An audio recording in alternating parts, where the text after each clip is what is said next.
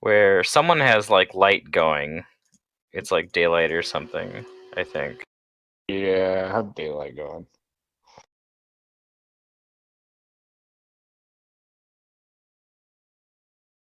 Okay, so this room is big.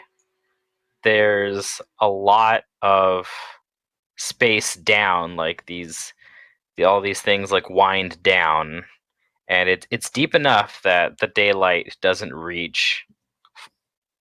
It doesn't reach all the way to the bottom.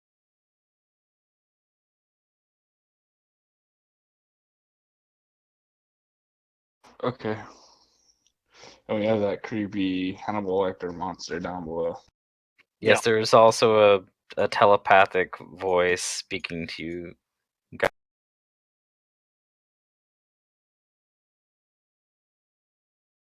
Cormac's gonna start backing up off the fucking pit of death.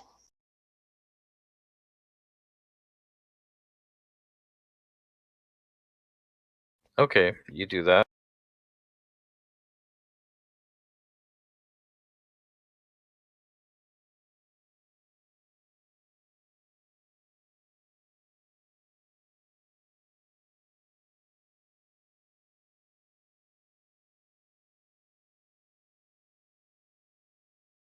I think we were like we had just said we were like going to leave or something,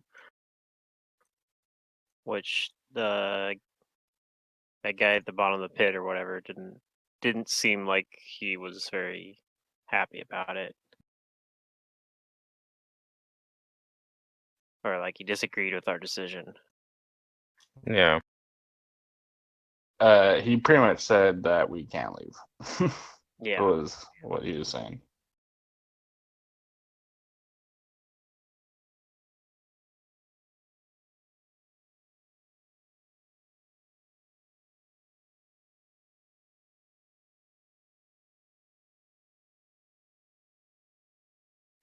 Do the rest of you do anything right? Probably just start heading out. Unless this thing does something. Right. I gotta Yeah, try to force leave. him to do something by leaving, or like attempting to leave. I'm sure you'll do something about it.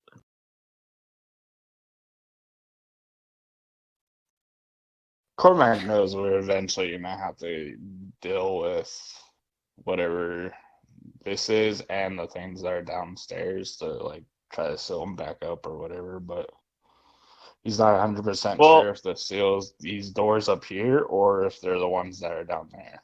I think we might be okay because we didn't kill the guardians outside it, right? Like we just used the holy symbols to move past them, Right. and I think they're like somehow they're keeping these things in here, I guess. Well, they're keeping the thing in, Yeah. but it was These saying things that are they're behind a seal or waking something. up. They Down said below. the thing. Well, yeah, The obviously the thing other that's one got passed, so maybe we'll. But I don't the know. thing that's talking to us also said that the other creatures are waking up, and that other one like forced its way through. Yeah, and I And don't think the statues are gonna stop those things. So I think they're there for yeah, good. I think what it was is the seal was broken, and that made the doors to where they were able to be opened, type of thing. Yeah. Yeah, that's possible. I have a feeling that we have to go down below to like reset the seal or fix the seal or do something to like get it working again.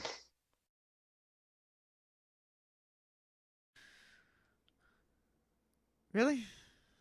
Cormac also says we should You probably ask check them? out. We could probably check out everything else first, and then if this is like the last thing that we gotta do. But yeah, I mean, you know, let's ask him. There are. Is there? I guess there's a couple places up above that we hadn't checked out yet, but we had mostly explored. Like, I don't know if there's much else to check out really.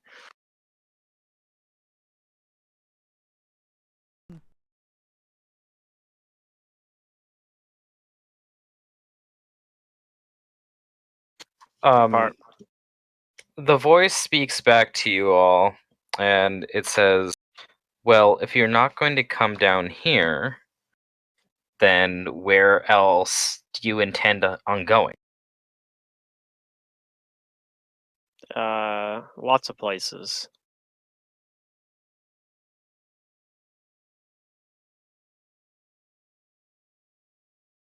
Well, I meant more here, in this place that they've built. I don't know. Maybe I'll go meet this other thing that got out. What other thing? The thing that's been wandering around up above. It's been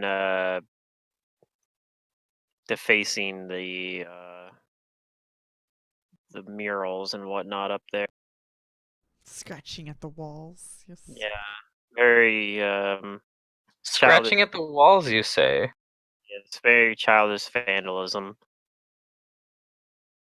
I think I know what you're talking about. Do you know?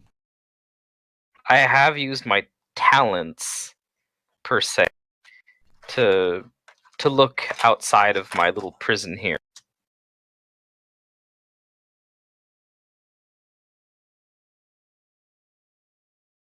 And I do know about I do know about the scratches in them.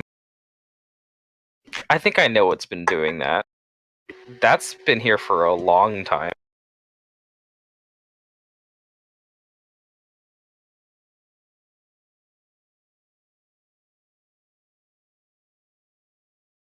What, the thing wandering around up there has been doing that for a long time? It makes marks and cuts into the stone. And yes, it wanders these halls. It's actually been somewhat useful in giving me an idea of what this whole place. How is that? Well, you know, it gives me a point of reference. Sometimes I use my talents to spy on it.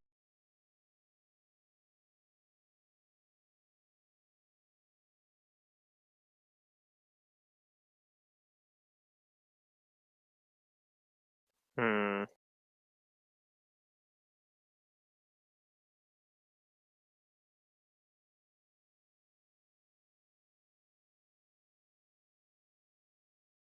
Well, perhaps we'll be giving you another point of reference when we head back up there then.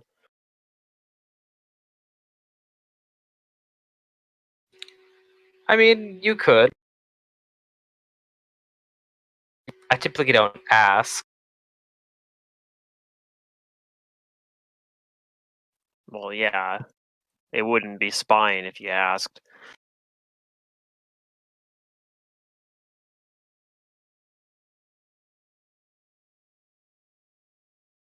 But are you really so inclined to leave? I mean, yes, at some point, yes, we're definitely leaving.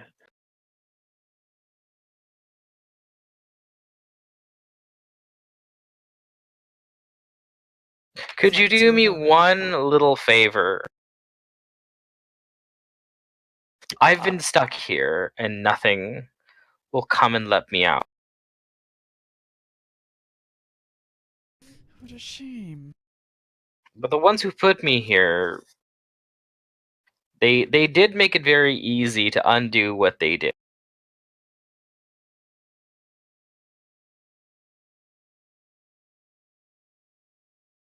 I just need permission to leave. And you're one of the few intelligent things that have wandered down in millennia.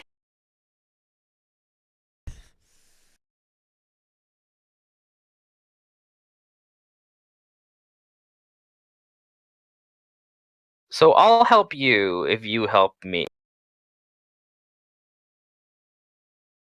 But are you gonna eat us? Not if you let me go. Oh.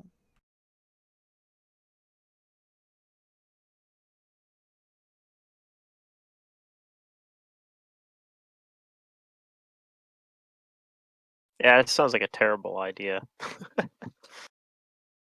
Yeah, I hate to say it, but my neutral mind is like, whatever we gotta do to get out of here. But I don't think Kudu says that. Like, can we just go? Like, whatever we gotta do. Fuck it. No, we shouldn't.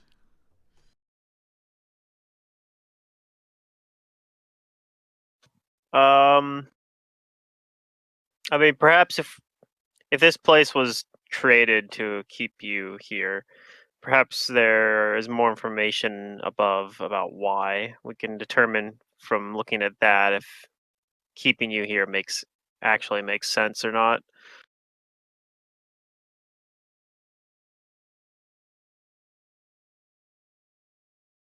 Perhaps when we go up there, we'll uncover enough reason to let you out on good behavior. But until then, that's something that a decision I'm going to have to defer on.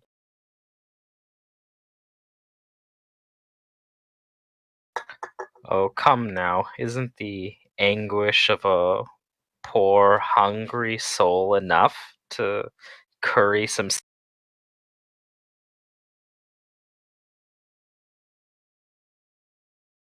I've done nothing if not be polite.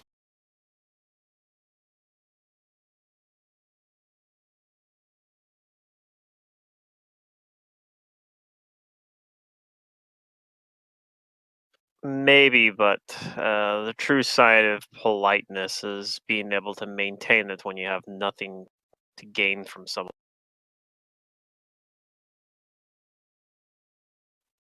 And I'll follow Cormac, start making my way out.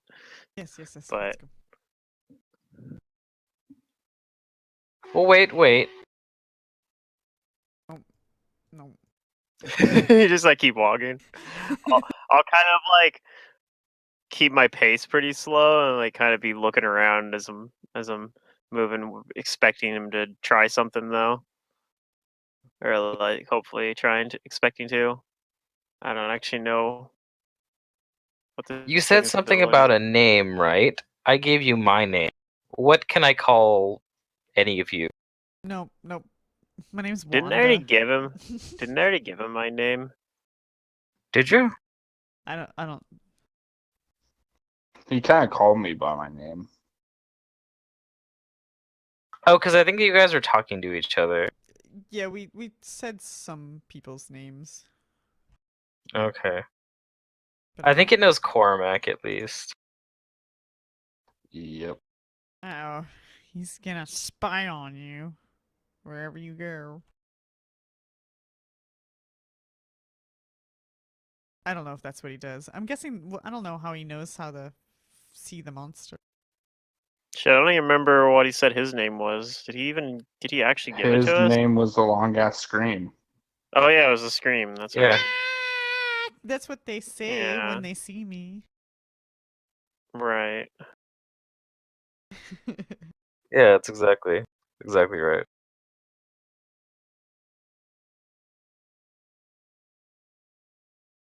Okay, Gus and Jane follow.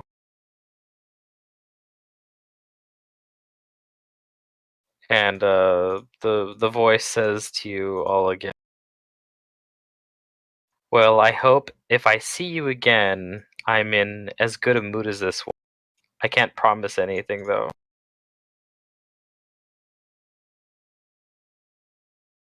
Yep, that seems reasonable. Unless, of course, you let me go. Well, you know how these things go. I can't promise anything. Except to let me go. Oh my god, why are we slowing down? Kudu speeds up. I'm gonna end on like a dramatic note. I'm just like waiting for the dramatic moment. Gonna get the last word, Dan. Somebody's See, gonna. the furred, the very furred person wants to help me.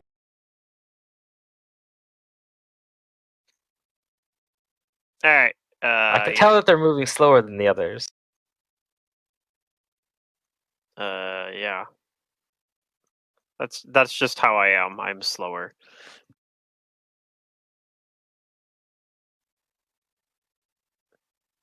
All right. we try to leave. Ah! Okay.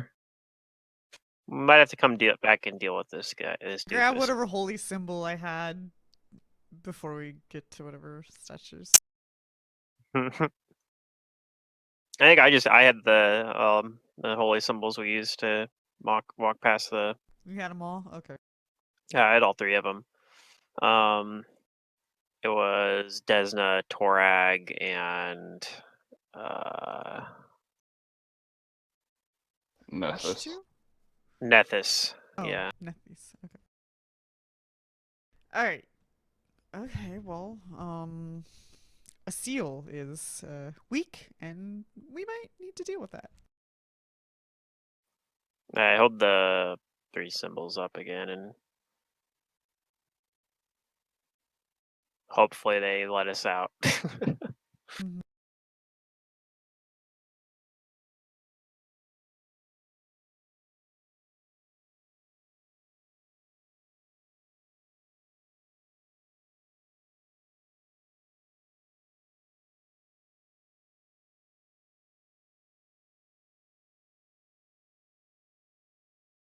All right. Well, you're back in this room. Cormac, why do you keep going over here? I don't know. It I looks just watched fun. my character like whoop. Oh, yeah. If you accidentally let go of it when you're in the fog of war, it just it's lost forever. Okay. Well, if you guys are gonna move out of this room, the statues move aside. Okay.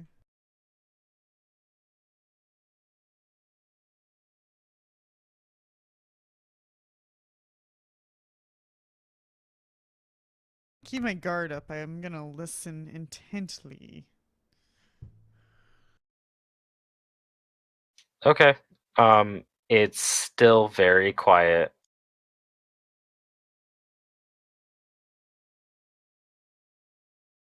I'll look around to maybe over here-ish, because I don't think we have.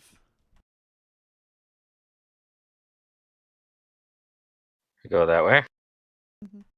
Okay. Yeah, this is a corridor that you haven't gone down yet. Or not a corridor, just a passage.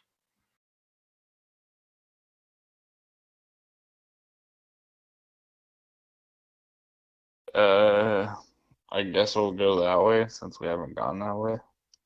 Yep. I thought we. Yeah, Which way? Because we did come from down on the left yeah, from that. Yeah. I don't know if we Maybe go up to the right actually then. did. We actually check this way already though, or No, you came from this way. oh, Yeah, okay. we came from this. Yeah, from I can't where remember. Kudu's going. I don't think we've ever been over here. Like I don't recall ever Okay. looking this way. I thought we had confirmed. Well, no, I guess we hadn't confirmed that one yet. I think we just suspect that that one loops around the same as the other one does. Yeah, But I guess we can go confirm. a little dent here too. Is that a place for a statue, or is that like a All right, like this little alcove. Yeah.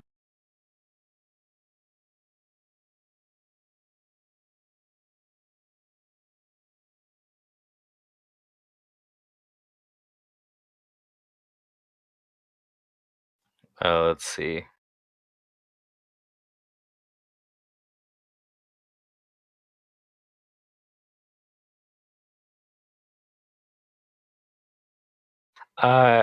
It says that these three alcoves have statues of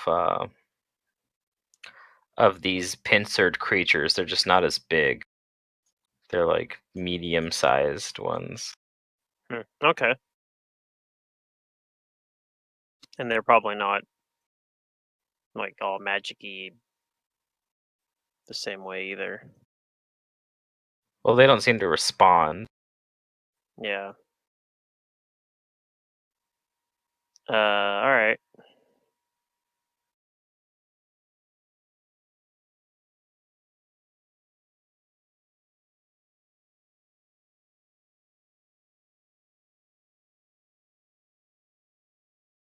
All right. So I guess you guys are going this way.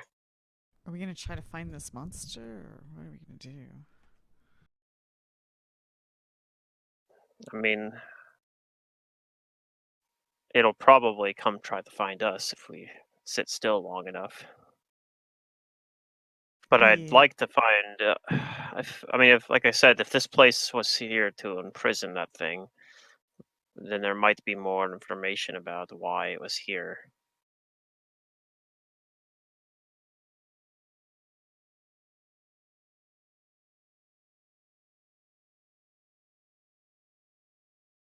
Can you ping us where we? Oh, cool. So this is a place. Okay. I don't Another remember hallway. being in a hall between halls, so Hallway finder. this is new. Yeah. You really need to learn how to use the The polygon reveal? Yeah. Nonsense. nonsense. Polygon reveal. Yeah, if you just use it, you can just click, click, click, close it like a box or a circle, and then it just reveals whatever you clicked around. Well, Instead of circles aren't squaring like how you're doing it. polygons, let's be fair, but Right, but you could probably make it more of a circle than what he's doing now. Yeah. Yeah, you can smooth out like and do diagonals that way. Yeah. Not that I ever do it. I always I do this like know. do. I've brought this up to you before. I remember your reaction. Nonsense. Yeah. You can make any shape with tons of small little squares and rectangles. That's something that I learned in calculus. Noted. And if you don't like it, just use smaller rectangles. This is true. Smaller and smaller rectangles. All right. Okay, it's widening up here. Yep.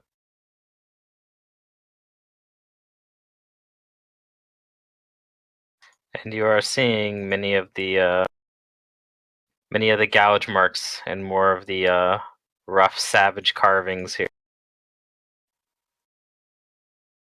Now that I think about it, my Archon sword probably gives off light too, doesn't it?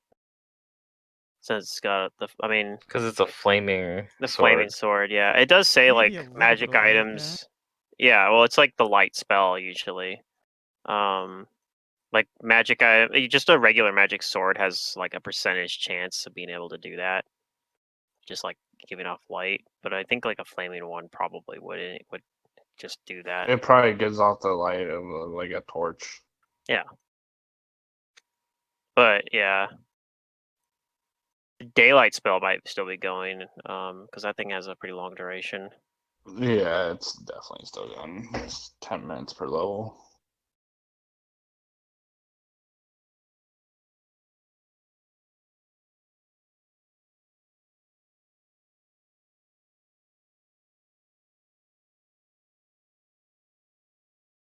Is this another fort Alright. here, or is there like a weird wall up here?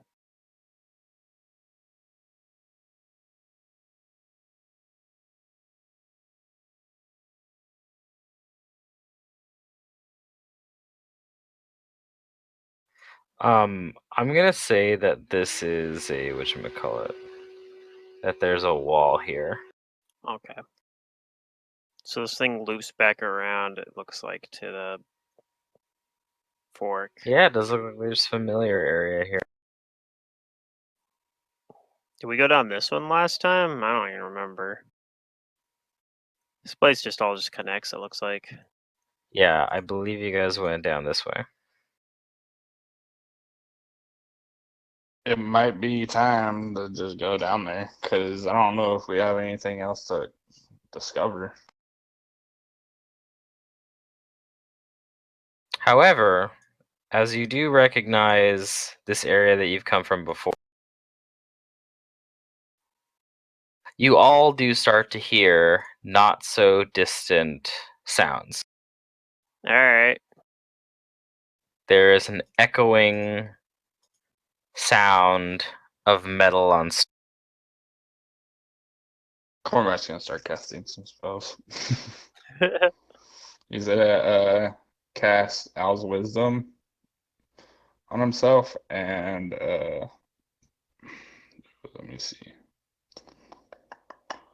and greater stunning barrier on himself.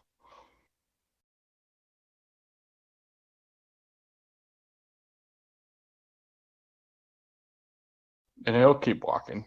Has it been long enough that I need to redo my heroism and see invisibility? We've been down here for over 2 hours now.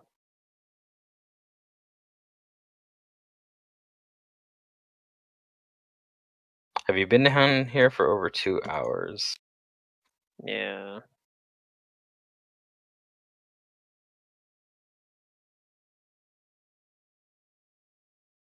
It doesn't feel like it?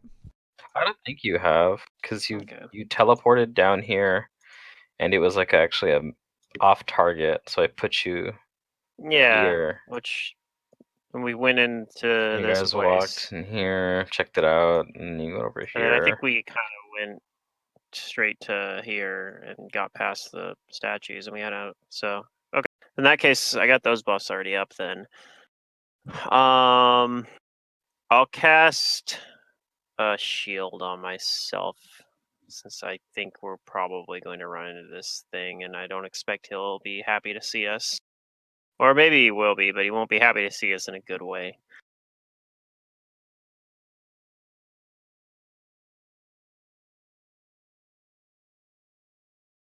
And then I guess we can start kind of moving toward, like, to meet up with this thing, but I don't know. I'm not actually sure that it'll actually get that this thing will actually give us any answers, but maybe. Where do you guys go? It sounds like like I guess we're going kind of towards the sound of the scraping noise, which maybe sounds like a terrible idea, but I don't know. It's not any worse than just when going down and talking to the guy at the bottom of the pit. As you walk over here, you do start to hear that the sound is, it seems to be echoing from this direction. And it is getting closer, but not quickly. It's moving very slowly.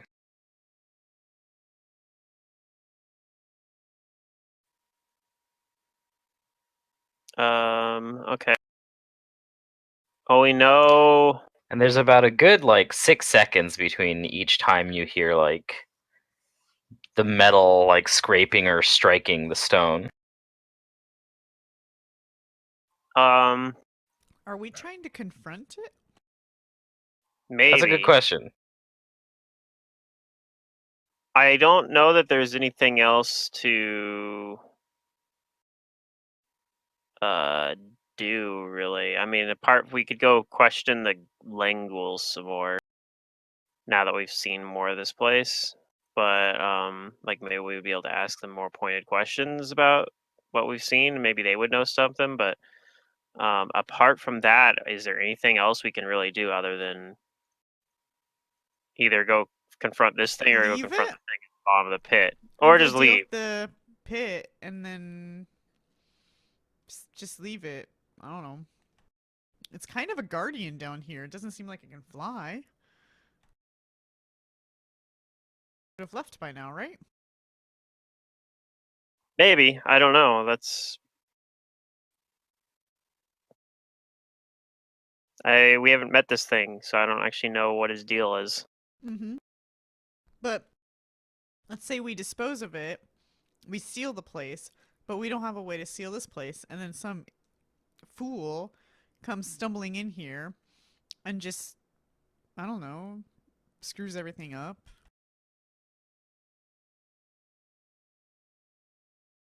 I guess this thing could be continuing to roam the halls. I don't know. I guess that's a weird way to think, but to be honest, I don't want to deal with it. I mean, I don't know what else there is to do here. Do we just go back to the surface then? I mean, our concern is that the seal might break when we maybe activate the shrines, because that's how it weakened before, right? Or the other one? Maybe? That's kind of what we put together. Right, so if the wheel, the Cormac's seal's good weak, with then it might doing. just break. Cormac's good with either or. Going to face this guy or go down below and deal with whatever's down there.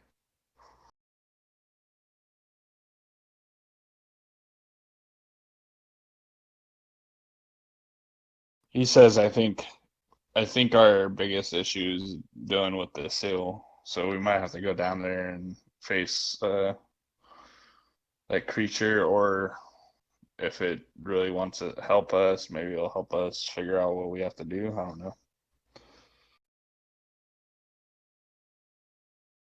Well, whatever it is, I don't think we should be making a deal with it. It Yeah. might be a devil of some sort, or Well, you guys want to go back down there and leave this Over creature? this thing? Yeah. Mm-hmm. Cormac says, so like all right. indecisive. Yeah. Yeah. I think there is one path that we haven't checked, and I just Where? went up to the north of, or by those ghouls. We didn't go to the top fork one. Yeah, the northeast route. Cormac is correct. Okay.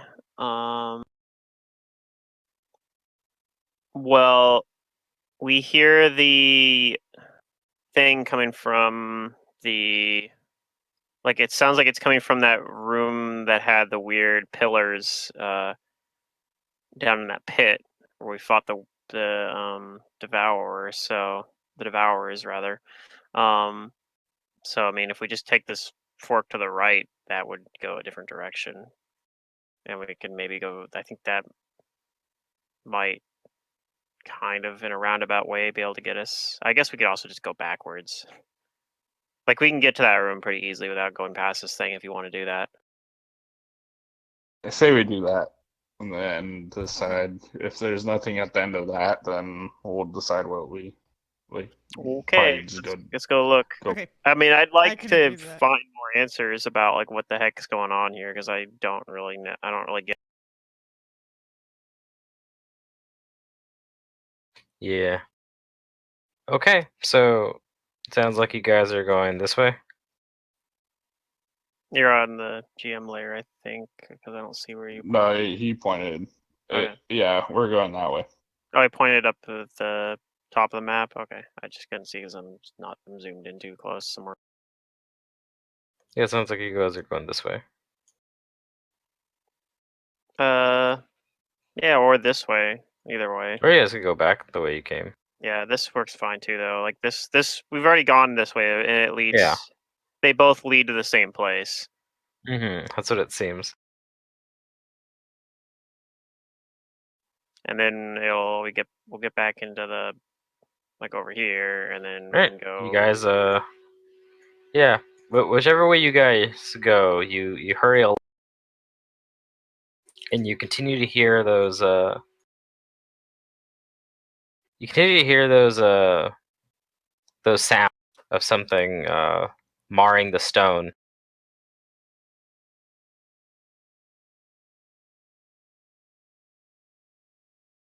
And as you head off, the the sounds stop at some point. Maybe I got bored.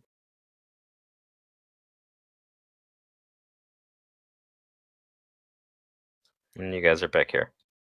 Did the Languls tell us anything about that? I think No, maybe I just don't that they think were so. avoiding it.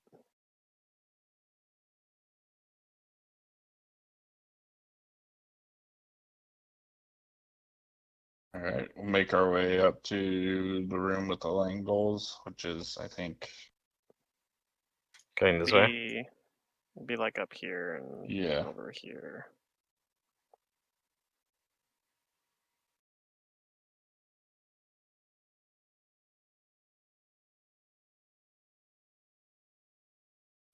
Okay. Yep. You guys can do that.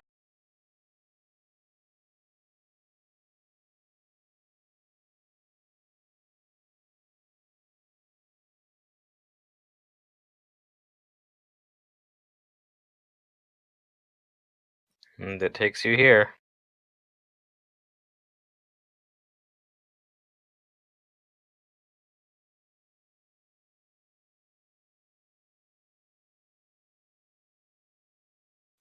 Let's see, these three are still doing things here. And as you walk over, they probably turn their heads to you. You get their attention.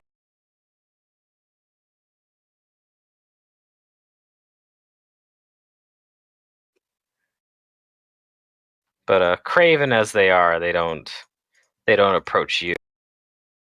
They wait to see what you guys do.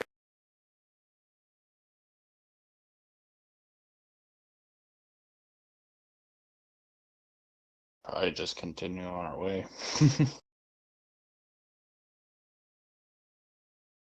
Okay, assume you guys are going this way. Yeah. Yep. Think so. All right. You guys continue on ahead.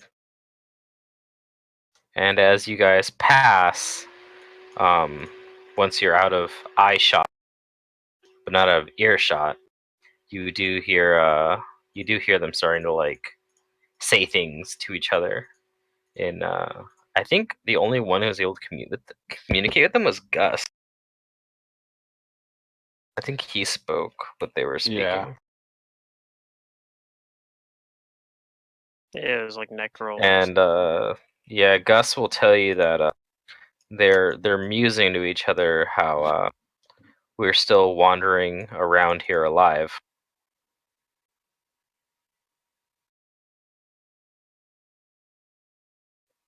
Yeah.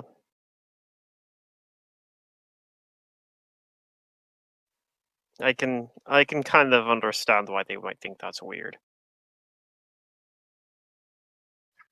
Yeah, he says that their conversation is turning even for undead.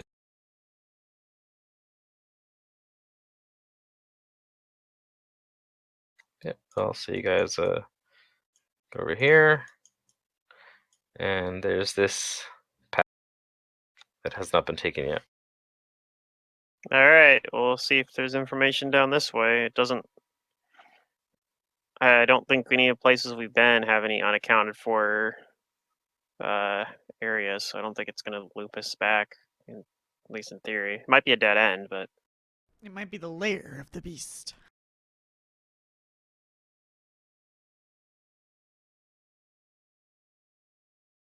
maybe Maybe. find his Just got bedroom. water all over me. God damn it. Yeah, whatever.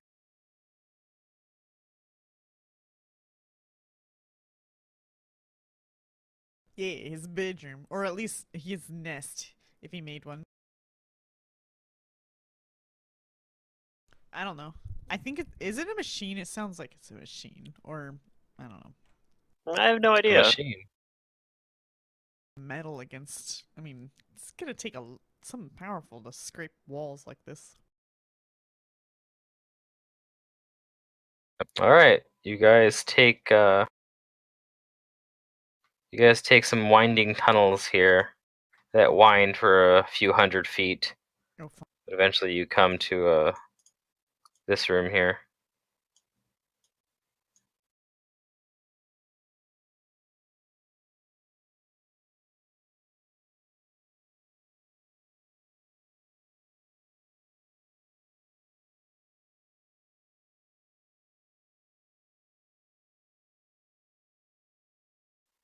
Hmm.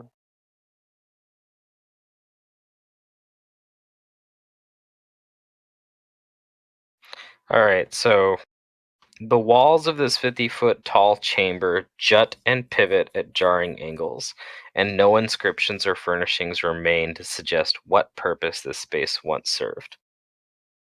The floor is a riot of cracks and larger crevices, some wide enough to swallow a horse.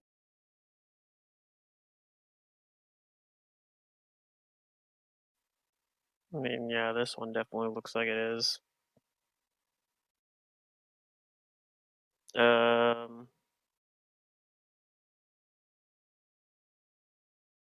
I wonder if we like somehow got above the prison area there, and that's where these crevices lead to.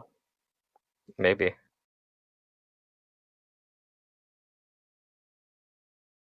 All right. Well, I'm gonna. But you do notice in here there's a very noticeable whistling sound. Like there is a lot of air flowing through this room. Okay. There's so much air, in fact, that it's even visible.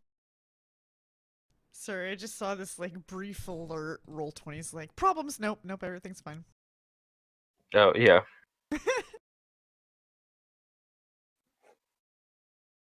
So yeah, there's so much air in this room that you can see it.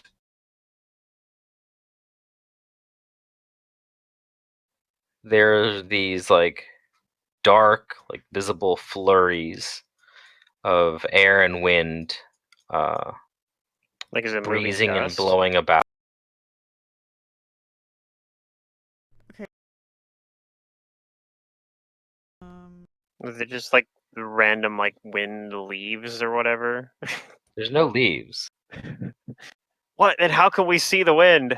It's almost like, well, it's almost like a dark Particles. like mist Yeah, or that's what I'm like saying. It's like a moving. It's like moving dust or something, kind of. Mhm. Does it look like there's tunnels on the other side there? I don't know if we can see that far, honestly. Well, Cormac has like 60 feet of light, so yeah, you can see down over here. So those do And look yeah, like there do tunnels. seem to be other tunnels.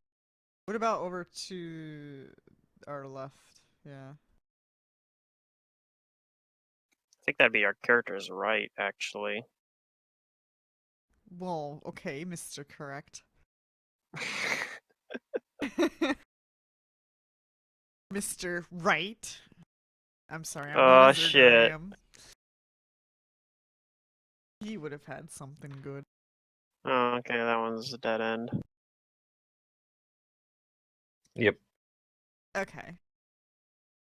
Well, it looks like that's a place we can scooch around. This looks like a lot of unusual stonework. I will say that much. Yeah, I'm gonna I don't even think I need the +2 bonus to notice this unusual stonework. perception as well. Yeah, for Fingrim at least, who, and I guess Kudu and Cormac, if you guys I'll say that these guys step into following each other. Once you guys are in the room, you can also like feel the wind like around. It's like the wind in here doesn't just like breeze and blow around. It's like this cloying sensation that like holds on to you almost.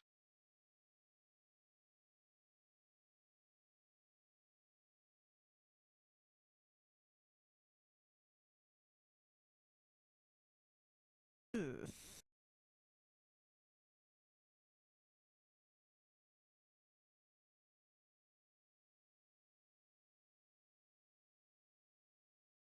And as like the air like almost kind of like begins to like taste you guys, the moving bits of air start to slow. Hmm. This is It weird. almost like as if their like reverie is being interrupted. And as they do start slowing down and stop breezing around, they do kind of start to take more discernible shape.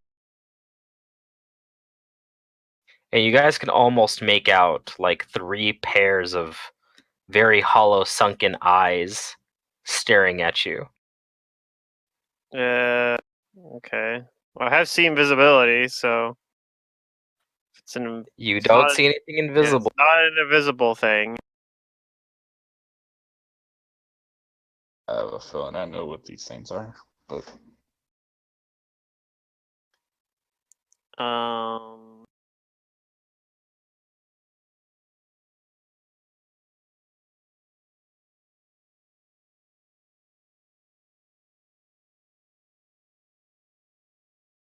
any knowledges that we can throw out there? Yes, what kind of information do you want to learn? What type of wind does this? Okay, I don't know. give me a knowledge planes.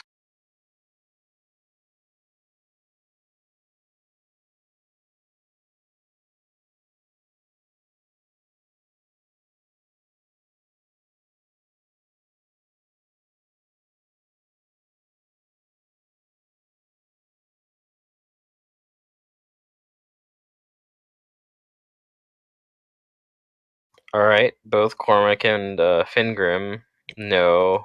You know 2 things. One, that the wind that is like the wind that is like giving this like mild like sucking sensation on your bodies is something is manipulating the air here, and it's kind of like producing that whistling sound around. You're not sure what is causing that, but you know it's not natural, and it's probably some kind of creature responsible for that. The second thing you know is that the owners of these pairs of eyes are they're air elementals, and there's 3 of them. Oh, okay. And you're pretty sure that these are greater air elementals. Like they're significantly stronger than most. And as they're like starting to look at you guys and they're slowing their movement, they are like kind of like coalescing into a discernible like figure. Dang, I think I literally speak every planar language or every elemental language except for Auran. Speak Aquan, Ignan, and Terran, not the one that air elementals speak. Which I think is, like I said, I think it's Auran or something. If I can get my Hero Lab to cooperate. Either do I. I do not either. Yeah, unfortunate.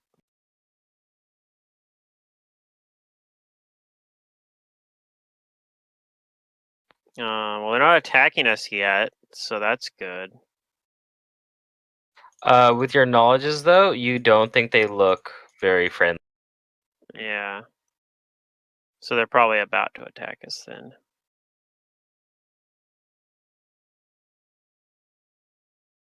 Oh boy. Well, let's see who acts first. So give me. Initiative. All right. I think I'd rather fight this probably than the weird thing wandering the halls. Probably. Um.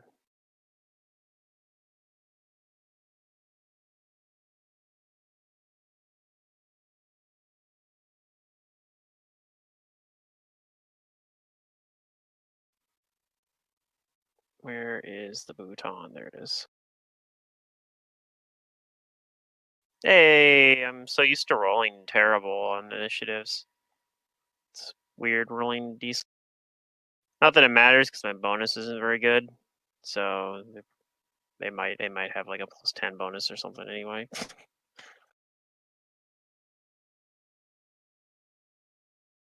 Well, air elementals are very quick. Ay. There goes that stupid. Yeah, when you roll too low twice, it's roll. like that does happen. I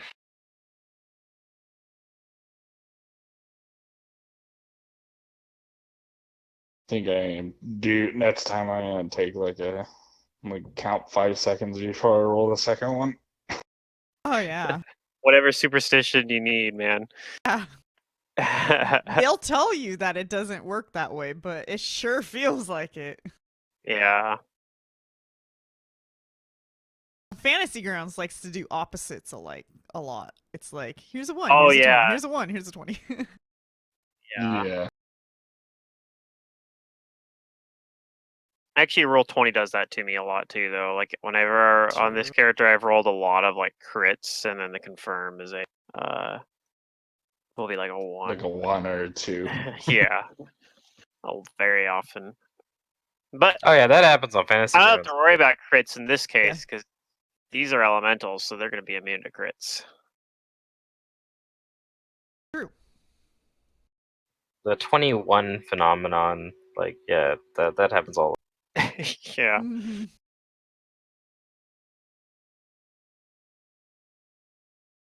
So don't use a swift action to give the Archon Sword Keen in this case.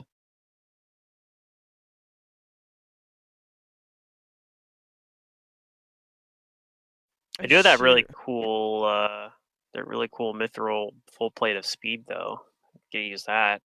I'm gonna go before you guys. And I don't know what these are. Kudu doesn't know what these are. I mean, other than, like, obviously air, but, like... I have a feeling your character might know, like, maybe not have, like, the exact knowledge, but you do summon elementals pretty regularly. You might be able No, to I piece can together only that summon the elementals of my element. And I don't have any knowledge of planes. All right, so this one, the elementals don't really like communicate with you. Yeah. This one here, it starts dispersing its form and whirling around very quickly. Whoa, get ready And to it makes party, this everybody. really, really loud howling sound. No.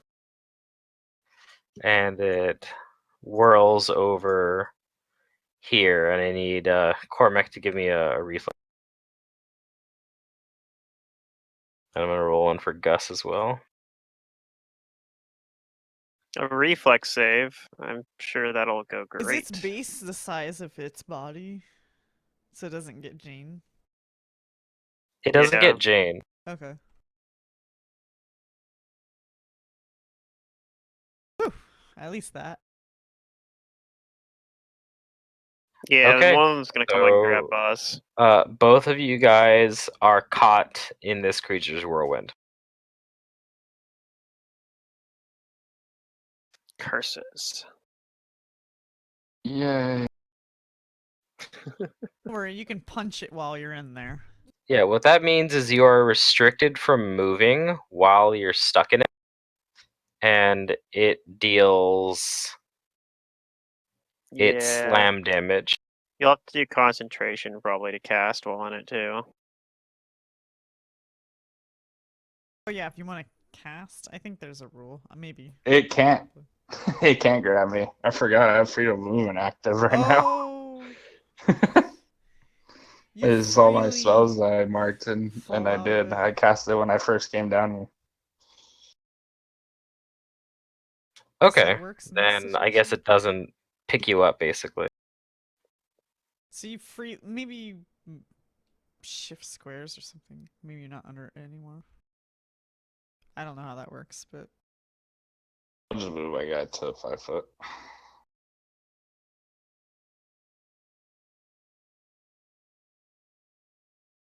Maybe, I don't know if freedom of movement would protect me from that because it's kind of lifting up my whole body. I don't know if I don't know, but I'd maybe be able to move freely inside of it. I don't know. Well, I think what it means is that you can move, yeah, basically inside of its Yeah, square. It can't pick you up. It can't force your movement. But what I think does happen, I think you still do take damage. damage from its slam because its winds are still battering you. Yeah. It just can't pick you up. that sounds fair.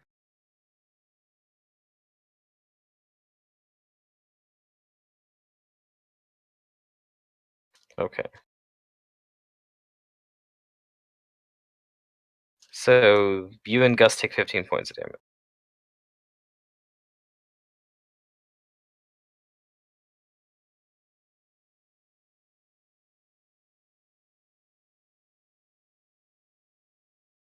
But Gus is hit, and it's a second reflex, and yeah, he is picked up. He is in the air in this thing. That's its turn. On this one's turn, it's going to fly over here, and it's going to throw a slam at both. Let's see. Did it just 5 foot or? Okay, so No, it went more than a 5 foot. I only get one slam, right? Right, yeah, he only gets one This slam. has got some crazy ability that I don't know about, but It's gonna take a slam on. Some of the larger elementals can slam twice. well, no, I'm not unless it can full around. That's why I was curious because it looked like it moved. Oh. Let's see. I'm gonna go 1 for Yeah, if it's Fingram, a 2 for Kudu, 3 for Jane. Alright, It's gonna slam Fingram. I I'll figured. be right back. I don't have uncanny dodge or anything. Yeah, that'll hit.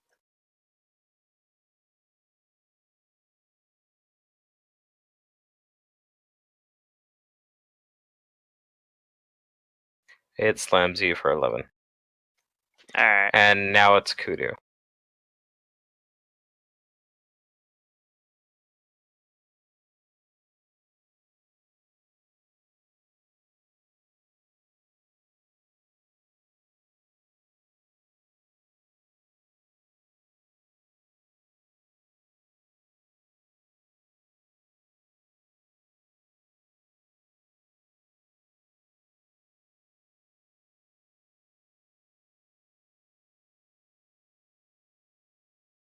I guess she's being right back. Alright, I'm back. Okay, it's your turn. Okay. Hmm. Hmm. Huh? This is presenting a minor problem. I guess I'm gonna risk it, but I am going to 5 foot step back first. I'm concerned about what's happening in my friends. So I'm gonna let out. I'm gonna gather power first. Um, I'm going to boost my blast.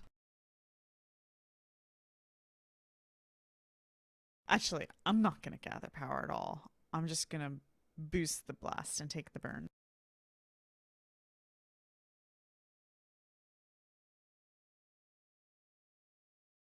And I think she's assessing in her mind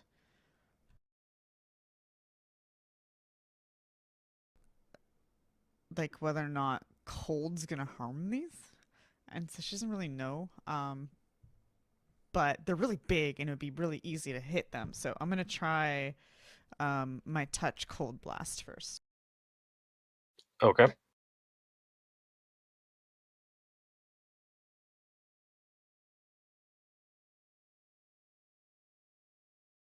Ugh, that was a low roll. A 23. I'm assuming you're going for this one. Yeah, yeah. Okay, Closest one. 23 touches it. I probably provoke. I accept that. I don't know. Let's see, you're 15 feet away. Yeah. Yes, that does provoke, so it's going to try and smack you. Okay. I might do shenanigans, so we'll see.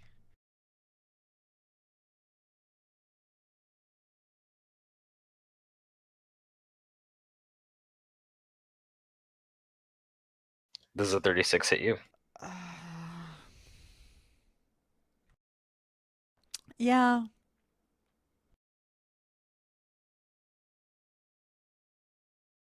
Okay, you take 10 points damage, but you She has do a hit with your blur. attack. She does have a blur. Oh, that's right. I forgot about that. The 20% concealment. Ah! Okay, it misses you.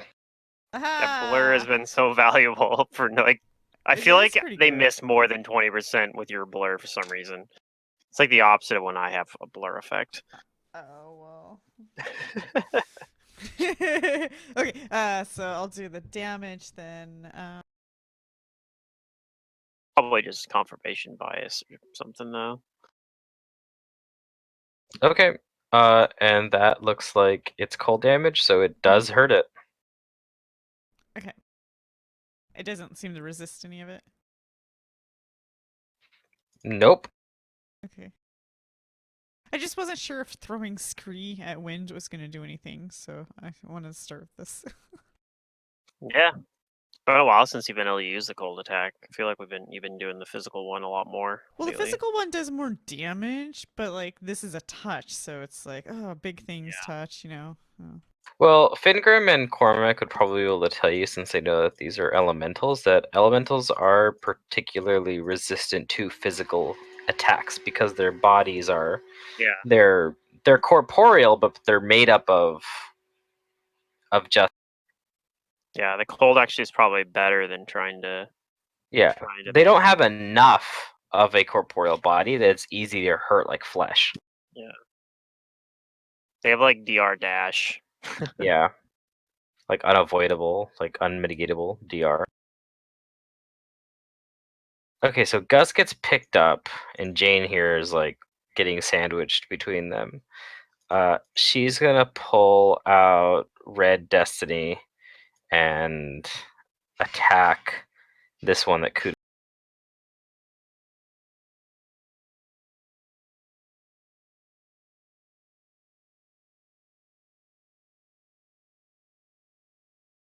Actually, hold on. No, she can. She has quick draw. I think she can study these things with her investigator stuff, and she has quick study, so that should let her make the attack right now. Is quick study precision damage? I'm not sure. She's an investigator? Yeah. I wonder if she'll get the bonuses I think to it these might things. be, but Let's see, studied strike. Or just studied combat, let's see. Okay, get half their investigative rolls and insight bonus on attack rolls. So I think she will get that at least. yeah, she gets it. It's an insight bonus. Yeah, the damage is precision, so she can't precision it, but she gets a bonus to hit on it. And then the studied strike,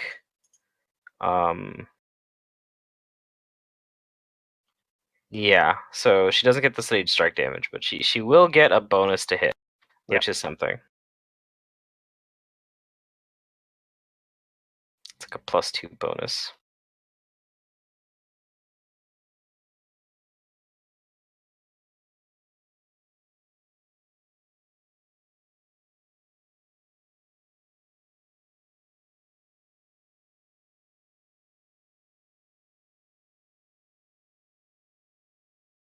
Okay, she hits it, but she deals no damage. Dang it. This one is going to fly over at Fingrim, and it's flanking with the other one, so it's gonna attack you. It's gonna make a powerful attack. It's flanking. The hell? I guess so.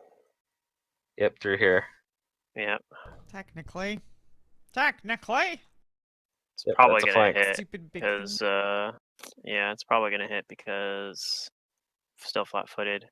Yeah, did you see that bonus on it? I was like, maybe I want to like black cat. No black catting. Oh, that actually misses. It rolled My pretty My low. flat-footed is 26. So actually, I guess my flat-footed's not too bad right now because I'm not on fight defensively on. I do have shield. That's its turn though. I'm pretty sure because we kind of came straight here. We didn't stop on the way. Yay, my turn. This seems like a good place as any to use some amount of diamond dust.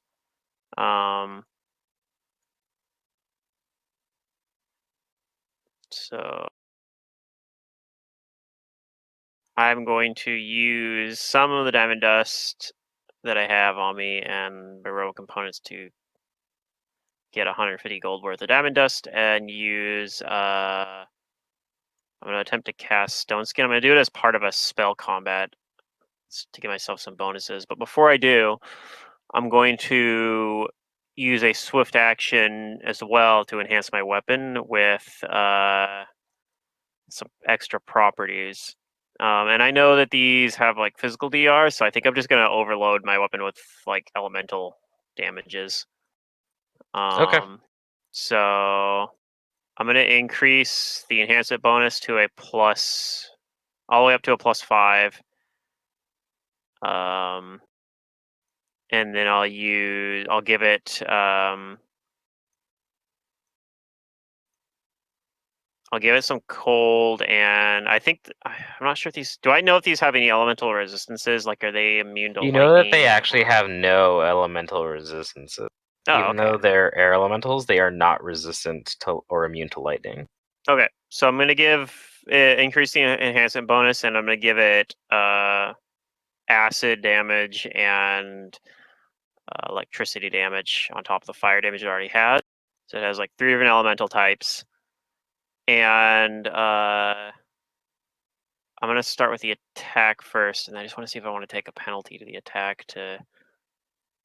I'm gonna activate prehensile hair as well, so that'll give me another. Even though the attack from the hair won't do anything, by using it, I give myself a bonus to my concentration check, which puts me up to +24 without doing anything else. This is a level. Stone Skin is a level 4 spell, so that'll be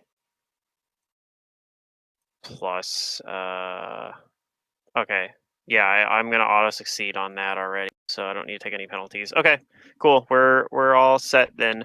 So I'll also use 1 round of the full plate of speed to get myself haste for this round, I guess.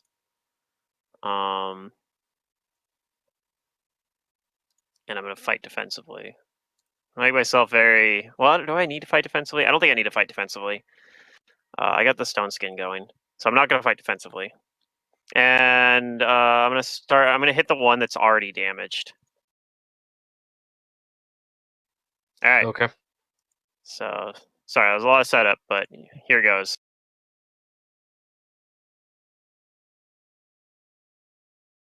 Oof.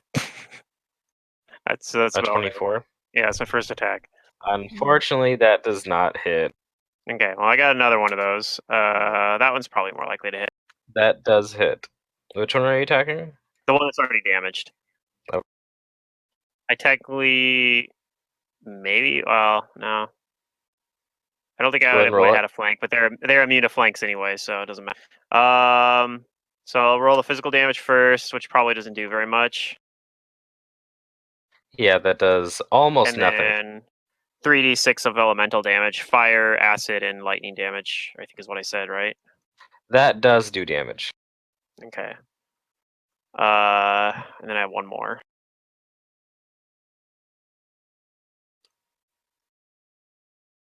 At 26 hits. Okay, 10 physical damage, which probably doesn't do anything,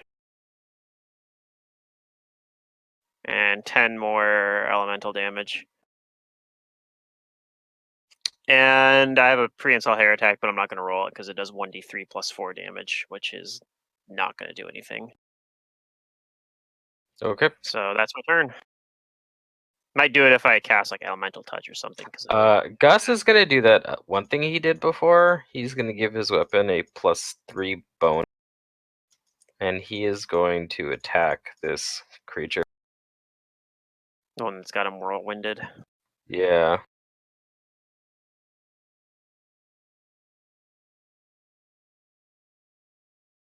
Yes, it does turn his weapon into a +5 weapon, which is kind of nice.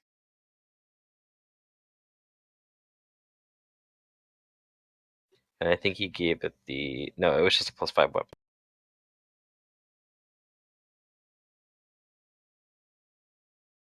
No, he gave it like corrosive too, I think. No, he gave it Bane.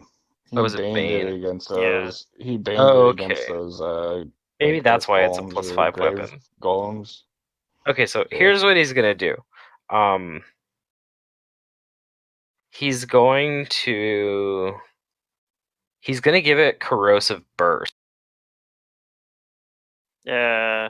Or he doesn't get the burst part. That's right. Okay, no. Yeah. So here's what he'll do. He has +3 to allocate. He'll give it an additional +1, and then Bane against Outsiders. yeah, Elemental Bane. yeah, outsiders and subtype air, and just give it corrosive.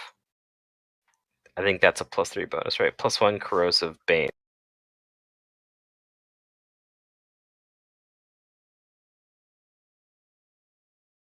I could next level. I could take a thing that lets me apply Bane as part of my arcane pool if I want. I don't know if I'm going to take, because it also increase. Like if you want to apply it, it uses 2 arcane pool points, and I'm already like stretching my arcane pool points thin a lot But of Bane times. is so good.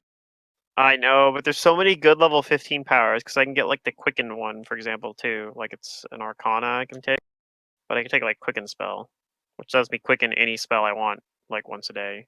I can even like quicken my level 6 spell if I want. I can be like, oh, quickened Okay, so disintegrate or whatever. he's gonna take 2 attacks. His first attack hits. It deals no, no, it does do some physical damage because the Bane increases that. Okay, so he does 6 points and then 6 points of acid damage. So he does a little bit of damage to it at least. But he's being buffeted around and he's fairly fragile compared to you guys. Alright, Cormac. Cormac's gonna 5 foot out, and he's gonna try to cast. Oh, he's gonna 5 foot out, and then swift cast Shield of Faith, and then he's gonna try to cast an Iron Skin on himself. Okay. Defensively. Yeah.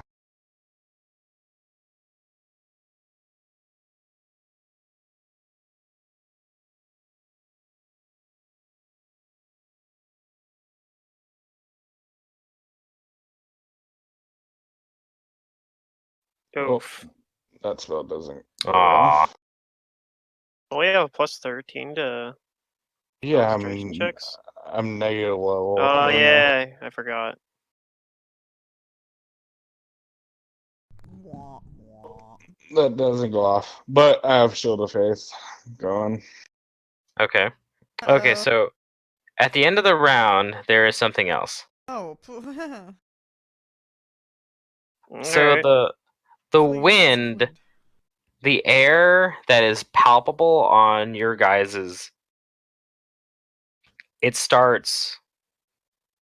It's not blowing; it's sucking, and I need what? everyone to give me a whatchamacallit.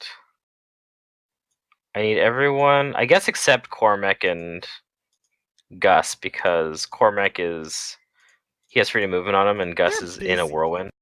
Okay. This effect technically can't affect them for various reasons, Alright.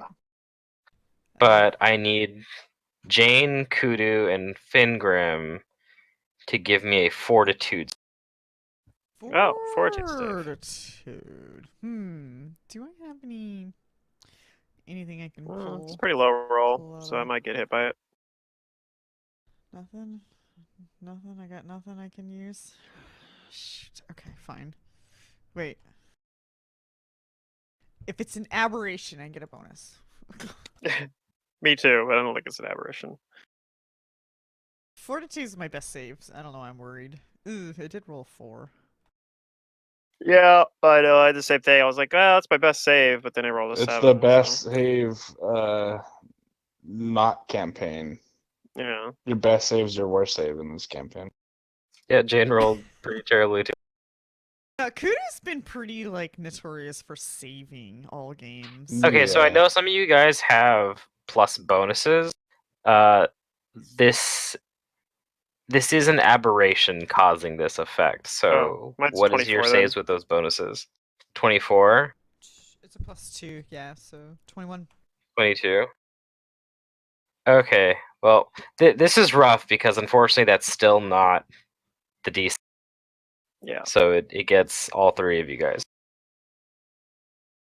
Okay, so what happens is you guys are all in this area of sucking wind, but it can't. Basically, what's happening is the air around you is it's like holding on to you. It's restricting your movement. All right. It's slow. It's so like thick on you that it is slowing. So you're all affected by basically the slow spell. I finally it's paying off. Then I have I have a ring that's gonna kick in. Then Ring of Ferocious Action. This allows the wearer to persevere through physical or mental trauma that hampers his actions once per day. When the wearer Okay. gains the staggered condition from an Yeah. enemy's attack, can ignore that condition for up to 5 rounds. So All right, that's good. gaining the staggered staggered? condition again, but it doesn't protect you if you gain the staggered condition multiple times. But for now, at least, I can use that. I think it automatically triggers. Yeah. What? I have to pick when when I get it. I can't be like I'm gonna wait till my turn to. So I have to use it now. But yeah, I'm gonna use it to avoid getting staggered. Then. Yeah. So yeah. What you asked secret is correct. You are effectively staggered right now, Rough. and you're Okay. taking a -1 penalty to attack rolls, AC, and reflex saves. Mm-hmm. This effect works like the slow spell. The sucking winds are like trying to hold you in place. I just remembered we have to keep in mind we also have life bubble on us, all of us. Okay. It probably doesn't have any effect in this. I just want to throw it out there so it's not like Yeah, it's But good. you last can minute to remember breathe that. cleanly in that little tornado there. Okay, yeah, Well, this yeah, tornado is gonna keep going. Well, that could be relevant. This could we're try to dealing with air elementals, so it it might could try to pull suck your breath out or something. Ooh. Can it? something like that. So that's why I threw it out there. I guess if it works like the as a spell, reminder. If it works like the slow spell, it might just dispel my haste, though. Although that's kind of awkward for this effect because it's from my armor that I can activate as a free action, so that doesn't really... That Just wouldn't affect dispel me it either. for that round, then. I think essentially. so. That's why those items are so good. Cause yeah. Oh, you know what? Yeah. So I forgot. It wouldn't have played last turn, but okay. So Gus has overland flight on him, so he is allowed a reflex check to try and get out with his flight. Sure, you can try to fly out of the.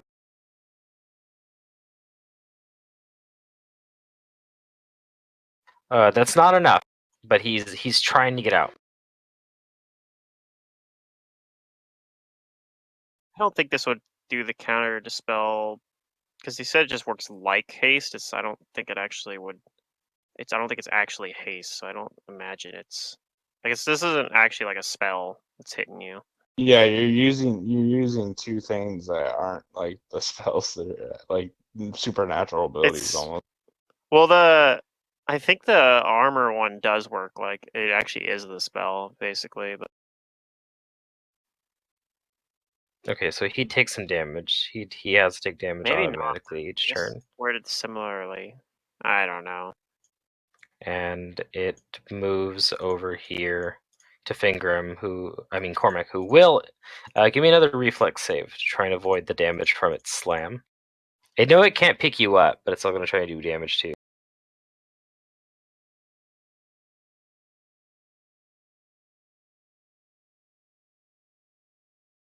Alright, it's going to do damage.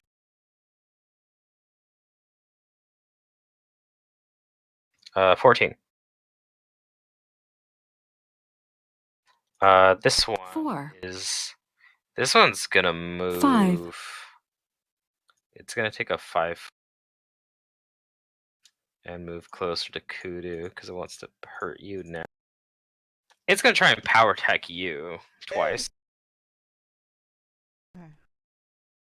How dare you?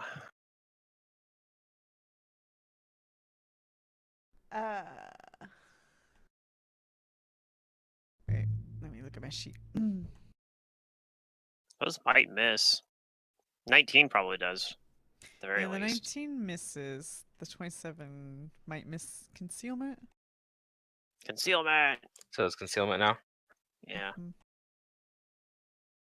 Alright, the wind is angry. Ah, it hits this time. Darn. I don't see a roll. Yeah, I rolled an 86. Cool. Okay. Hold on. I might. No, I'll take it. I'll take the hit. I'll accept it. Okay, it hits you for 20 damage. It's a powerful slam. And now it's your turn.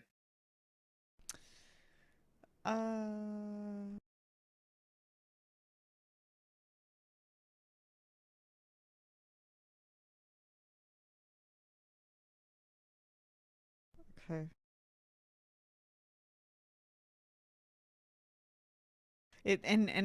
So my allies have been hitting it with their weapons, and it seems like it's been working. Yep. Some of them are working. Mine has. Jane hasn't. Jane's not. It seems like any kind of elemental damage works fine on them. It's just they're harder to hit with physical.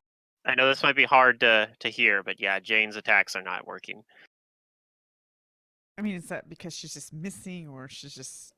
No, she can't overcome the DR. Oh, there's DR. Okay. I basically can't either with my physical attack, but I just I put like I have like my sword's doing lightning, fire, and acid damage. So it's just like this, like cackling, like It's flurry of elemental energy. Okay. Well, now that I'm slowed, I got a penalty here. I think I'm gonna just continue going for the touch then, if there's DR, because I have a better chance of hitting and delivering damage this way. So, Woo! Ooh. Crits, too bad. All right, Yeah, Let's- but it hits, and it's gonna attack you back. let's make sure this isn't a 1. Come on. Oop. Oh, It's immune to crits anyway. You would have criticaled it if Aha! it was susceptible to criticals. I just wanted to feel good. Okay. Yeah. Hmm. It has to attack you back though because you're in its threatened squares.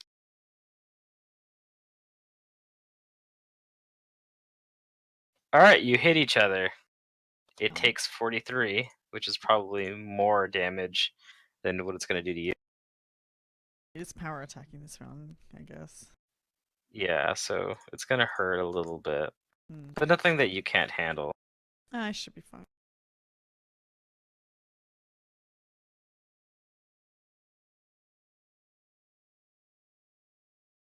Yeah, 22.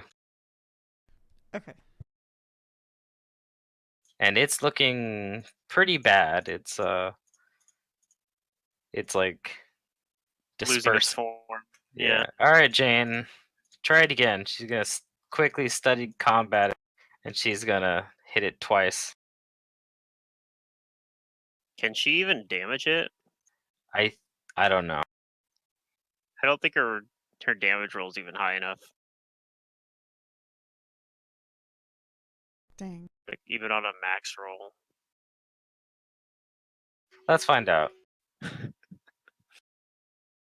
I think she gets 2 attacks. Yeah, she has to right now.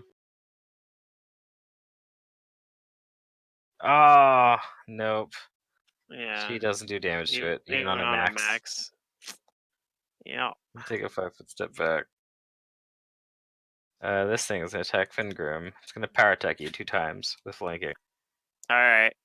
I got decent AC and I got Stone Skin going, so that misses.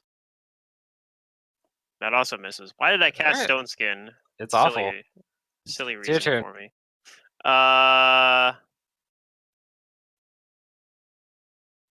Alright. I'm going to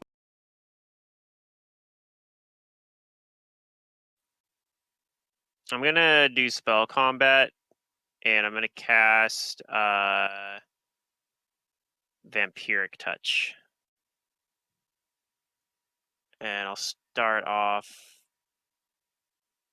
I'm gonna start off the Vampiric Touch on this guy because I can't gain the temporary hit points beyond like the hit points they have, and this thing looks pretty low, so that might be kind of like pushing my luck a little bit, but whatever. I'm gonna try it anyway. Do I want to use another point in my arcane pool to give myself? I'm gonna keep the haste going too. I'll use another point of arcane pool to give myself arcane accuracy for this turn as well. So pretty likely to hit. Not hit. It'll hit. With this guy down here. Okay. So the first attack's against this guy, and then I'm gonna switch my.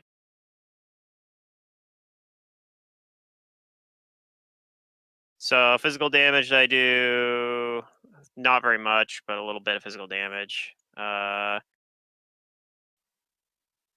think Vampiric Touch is 2 per, or like 1d6 per 2 caster levels to a maximum of. So, are you 10, I attacking think. this one or this one? No, I'm doing the first attack on the one below me because I want to Okay. maximize the temp hit points I can grab from Right.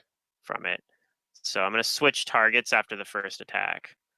I just want to double Okay. check what my Vampiric Touch damage is. I think it's 76, but I wanted to. Yeah, it's 76. So 20 Vampiric damage. Give myself some temp hit points. Okay. And then I'm gonna switch. Oh, I also my elemental damage. 14 elemental damage to him down there, and then I'm gonna switch my next attacks over to the one that's attacking. Okay.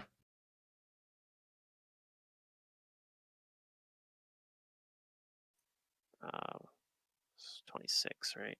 Yeah. You hit.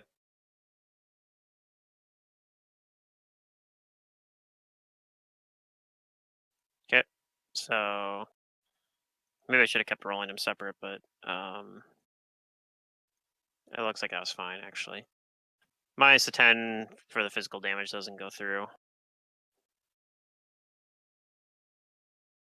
I think So it's DR. it's The 3d6 at the end is elemental. Yep. The 6 plus 9, is that physical? Yes.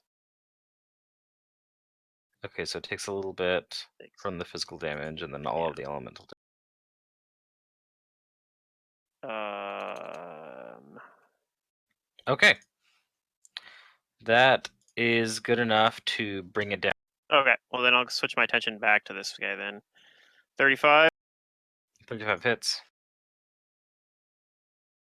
Okay, physical damage does nothing. Yep, nothing. Elemental damage does almost nothing. Yep. And being that these are still living creatures, it is dying, but not dead. Okay. I got one more attack.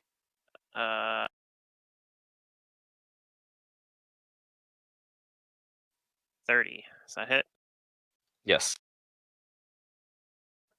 A little bit of physical damage and a decent amount of elemental damage. Okay. And that's it. Gus is gonna full round this one with his sword cane.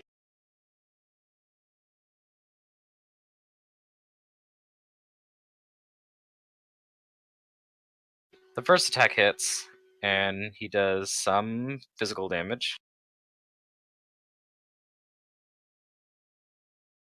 And a little bit of acid damage. And the second attack, unfortunately, misses. Cormac. Cormac's going to try to attack this thing with his greatsword. He's gonna channel force in swift action, channel force into his weapon. He's gonna use destructive smite, weapon mastery to give it to where he can use his power attack without taking a minus. And he is going to activate Pugnacious to give it a bonus to the damage for this fight. Okay. And hit it for some here big old goes damage. nothing.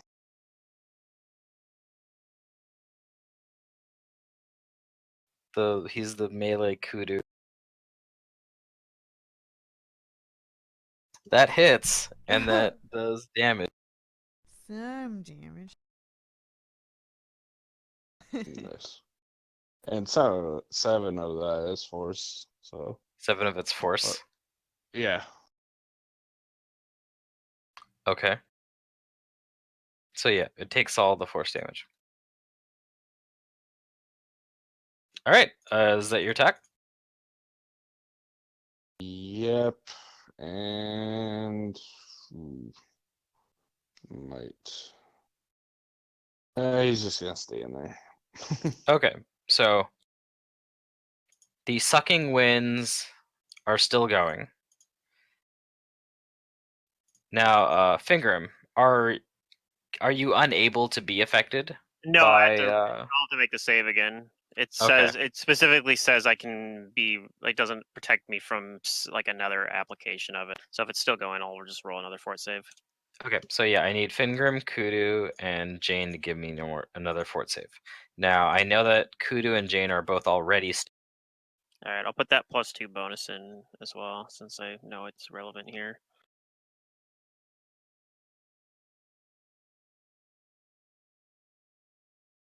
Okay, cool. Looks like Jane saves and Fingrim saves. I think Kudu. Okay, so Fingrim, you can keep moving freely. Jane is just still in the staggered condition, the slow. Kudu, what happens to you is that you're still slowed and staggered, but now you cannot move from your square. It is the sucking winds are holding you tight in that space. You can still take actions, but you cannot move. Boo. Okay. All right. On this one's turn, Gus gets a reflex save to try and escape with his flight. He does not, so he takes damage. Oh, he's getting low.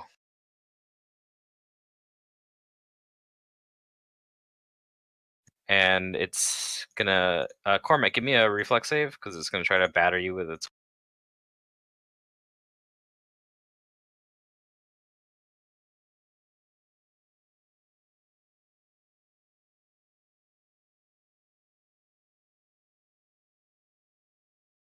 All right, you take some damage, and it stays there. This one's down. It's a strange mass of cloudy, misty air that's on the ground. Kudu, what do you do?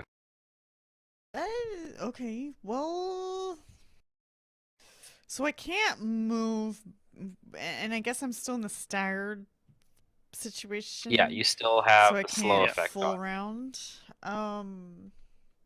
Which means that I cannot continue to burn myself because it already hurts. So no boosting on this blast.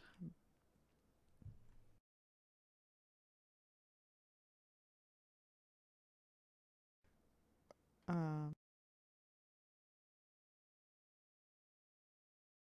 I want to keep my stored energy a little bit longer.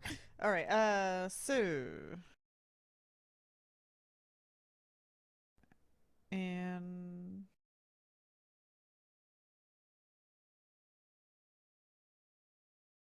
I guess it's.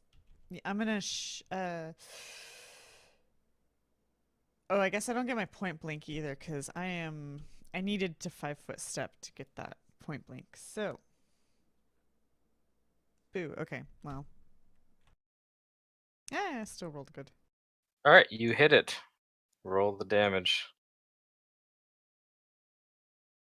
Oof, weak. A weak roll, but it does all the damage. So you do Alright. hurt it a good chunk. It's looking more hurt. All right. Jane. Damn, Jane wants to go and heal Gus.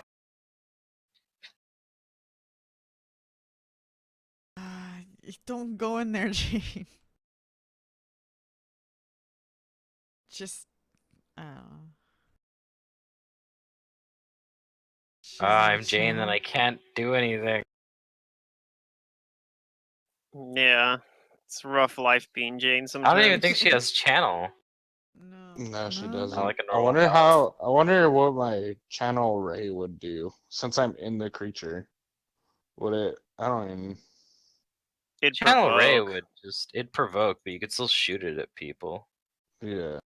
It's just a range attack. Jane is going to hold her action. This one down here is still gonna keep fighting Finger. It's still gonna power attack you, even though it doesn't have a flanking part. Yeah. Probably a good idea, because otherwise, that'll miss. Also.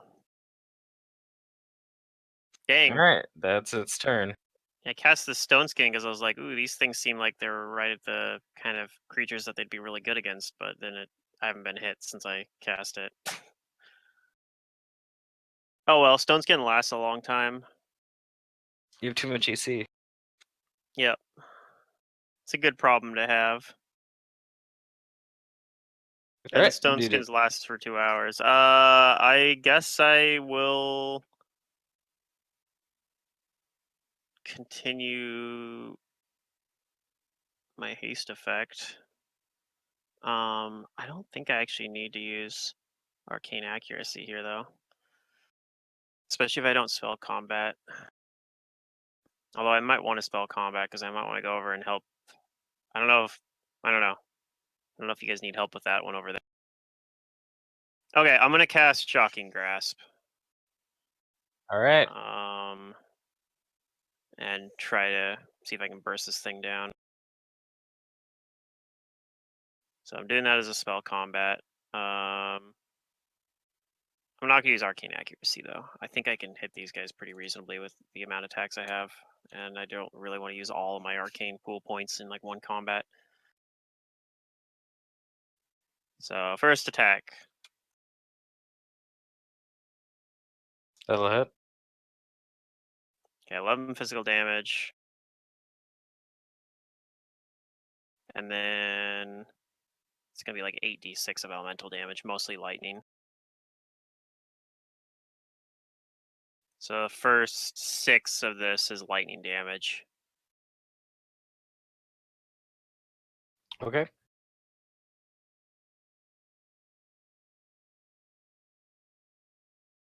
Assuming it's still up. That probably misses. And then, okay, that probably misses too. Maybe I should have used arcane accuracy, although I don't know if that would have made the difference. That might still miss with those lower rolls. So 23 and 24. Yeah. Yeah, unfortunately, those are just shy of hitting it. Alright, arcane 29 accuracy hits. might have been the way to do. That kind of figures, but so there's some physical damage. Yep, a little bit of physical damage. And a little bit of elemental damage. Okay. Yep, it's looking pretty hurt, but it's... Dang. Alright, well, Gus is gonna slash at this thing with his baned weapon. His bane corrosive weapon. Alright, he does some damage. There's 18 points and then 4 acid.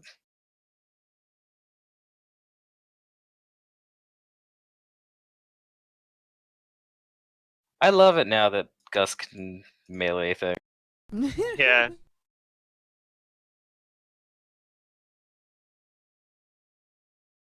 Alright, Cormac. Cormac's gonna enter rage. 3 gain. And then he is going to attack this thing again.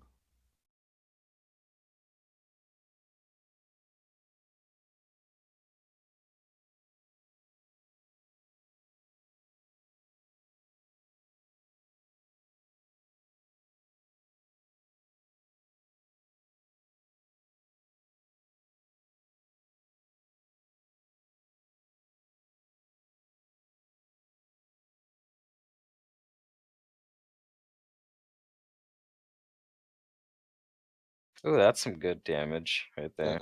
Yeah. Alright, And you then hit it. He's gonna move out. Just give me a sec. You hit it super hard.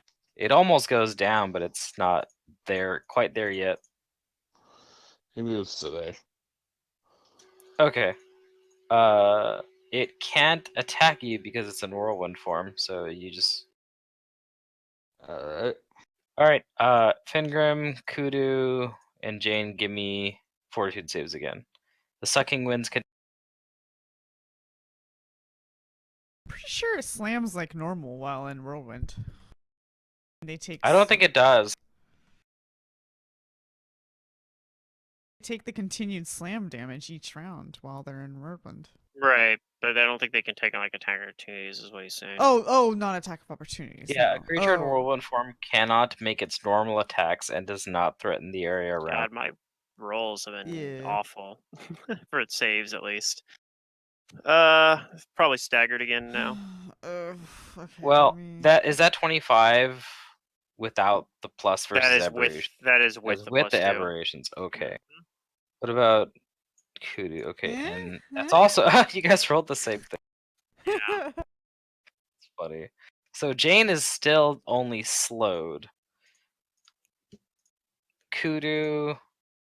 The good news for you is that this condition doesn't advance any worse I'm than yeah, you're just held in place and affected by slow. Fingrim is now affected by slow. Yeah. Well, fortunately, we're almost out of this combat, and then we can deal with whatever's doing this, hopefully. Alright, this one, Gus gets a save. Hopefully he makes... Nope. Still in it, so we don't take damage.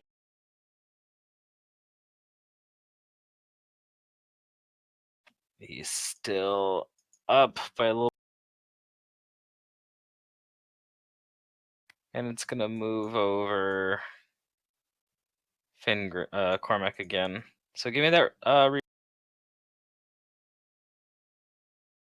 It's gonna spin and hit you.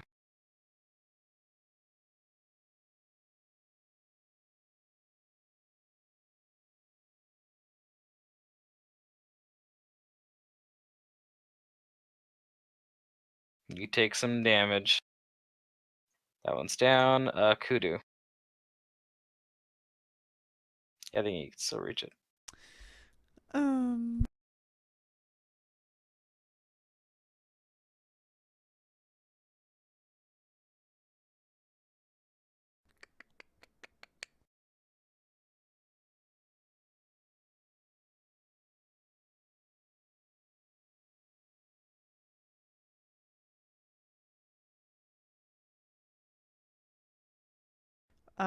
I'll fire through the cover at this one. Okay. Go ahead.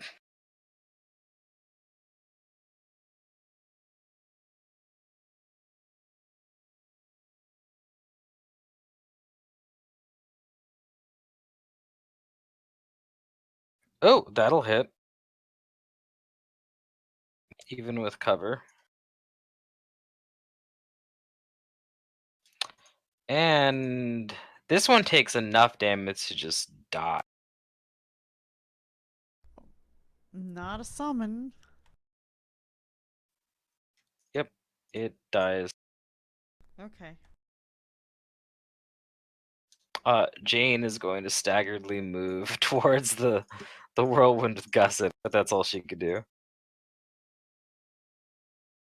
This one's down. Fingram, it's your turn now. Yeah, I don't think I can do anything this turn though, because I'm staggered. Yeah, you're staggered.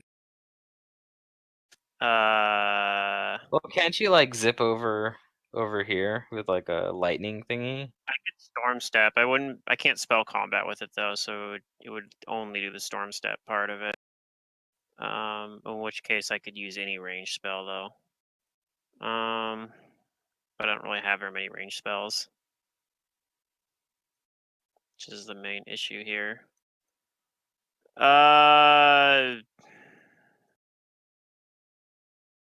Yeah, this sucks. I can't do anything really. I guess I'll do the storm step and hope that the storm step damage is just enough, like on its own, because it does do 5d6, or 5d8 rather, electricity damage with a reflex save for half. Although I could just get stuck in the whirlwind by doing that. That's probably fine. I'll do it. I'll attempt to storm step over here. So reflex save for half of 5d8 damage. The DC is 19. Oh yeah, it beats it. Yeah, it can't fail. It is more than enough. Unless it All right, rolls 13. a 1. Ones are auto fail. So I do half of 13 damage to it. Okay. That's actually enough to disable it. Okay, well, glad I did that then. And Gus is going to attack.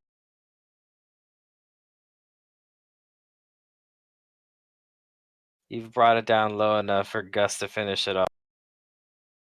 Gets his grit point back. Wait, no, he's not. Yeah. Gets his panat. I don't think he has that either. I don't know. His resource system is actually pretty good. Yeah. The way that these like these occultist I don't know what they call them. Like these weird Focus reserve points? points. Yeah, these focus points.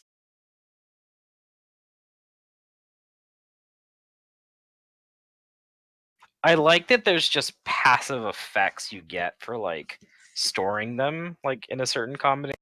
Mm-hmm. And then like you can like he can use 1 point to activate that legacy weapon ability for like a minute or Yeah. That seems like it's a fun class. I've never played one. Yeah. But I mean, just like All look right. at all the little different It abilities you goes got. down. It doesn't die, but it goes down. And it stops whirlwinding and lets you guys, or lets Gus down and out. Cormac, what do you do? He exits rage since he doesn't really need it right now. All right. Yep. Um, You exit your rage, Yeah, and you this can start wind's still recovering. buffeting us, right? The sucking wind. Yeah. So that's- here's the weird part. As soon as this thing goes down and there are no more air elementals moving, this sucking wind starts to recede. Okay. And eventually it does stop. Like So it maybe. knows or something. Yeah. There's no more danger here. But there is still this light sensation of like wind like around you. Well, I suspect most likely the elementals we'll are go out of here. drawn by it. Yeah, what do you guys do? Is this detect Remove the magic elementals. in this area. See if there's anything that could cause what's happening. I'll carefully cross the room. Okay, well, if you want to investigate any of this room, then you can roll me a perception check. Okay, I'll start to do that too. I'm gonna take this slow off.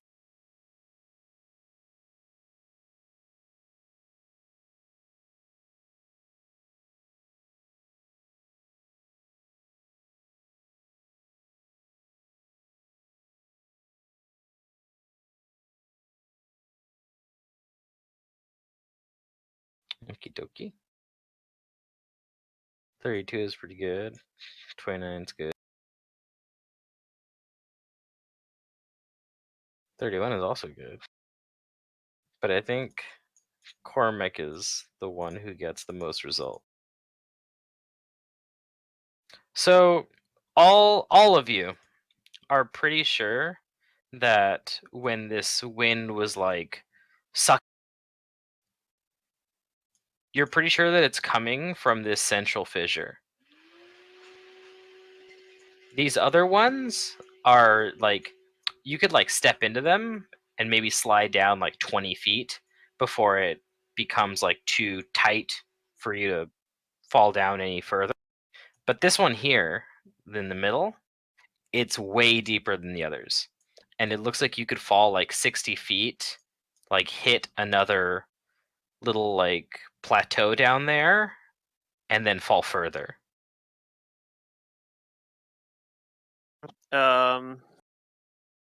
Okay. Can I tell from maybe dwarf sense if this maybe looped around over the top of that prison we were in before? You're not sure. You're not sure where in this like labyrinth this might go. Maybe for a minute. Yeah, well, I know also that this whole place, even if I thought it didn't, based on like my ability to like kind of understand where I'm at, it probably doesn't function properly in this area anyway because the geometry's been all messed up ever since we got to this place. Yeah. So, Cormac, while everyone's checking these things out, you come to the same realization as them about the where the air is coming from, but you also find something while you're checking out these small fish. Mm-hmm. Lodged in one of these smaller fissures is what looks like a bronze horn, the kind that like you would blow to The Horn like of Gondor. to make like a noise that would like resound in a long distance. Okay. What do you do? I will reach down and grab it, I guess. Okay, you do. Like I said, these smaller fissures are about 20 feet deep, but there's no danger of like falling into the smaller cracks like at the bottom. So I'll say that you spend some time and you eventually grab and acquire this bronze horn. And maybe before you come up or after you come up, you can see that this horn is inscribed with what looks like a hero leading even more warriors against this armor clad titan. Hmm. Huh. Sounds about right for my character. He's going to once he gets back up, he's gonna detect magic on it. It detects his magic. Okay, he's gonna try to identify it. Spellcraft, right? Yep, spellcraft. He'll ask the others to as well if he doesn't. 22.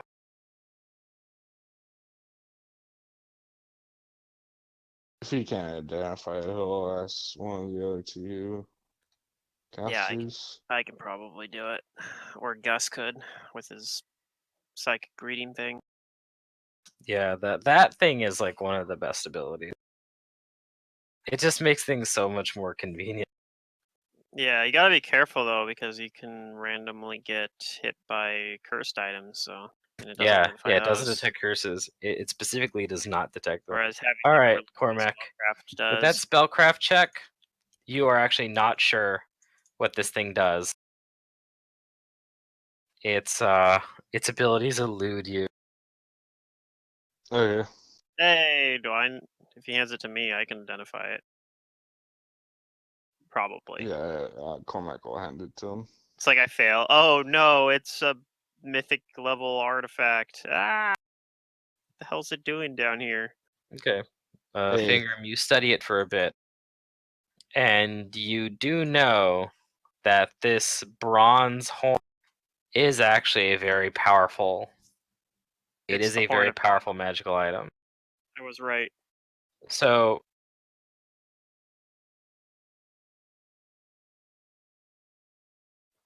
this thing is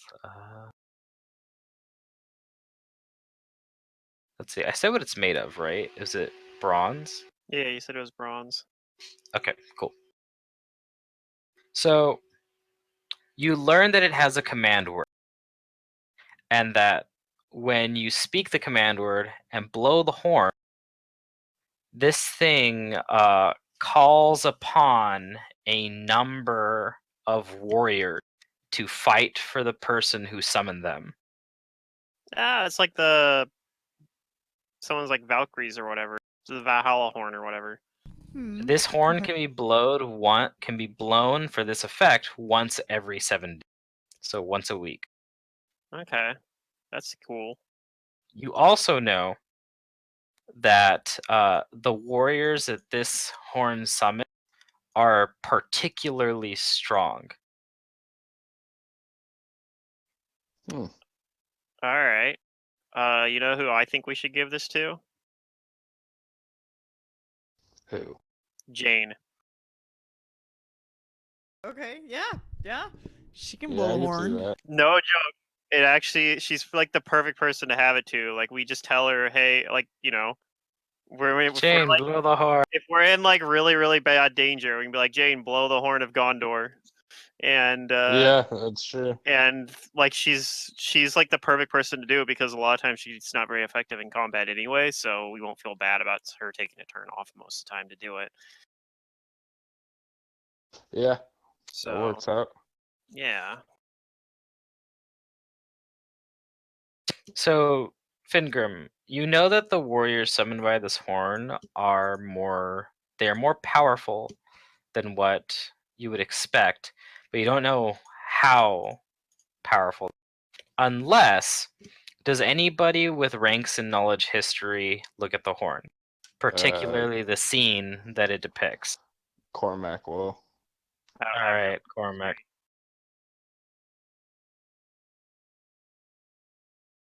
Roll a knowledge history. Oh, that's good. You know what? That's so close. I'm gonna give you the one brownie point. Okay. I mean, he's a cleric of Gorum. You're a battle. It's a battle scene. Yeah. You've probably heard of this story that this depicts, All right. and you know the name of this hero. The hero's name is Peori Han,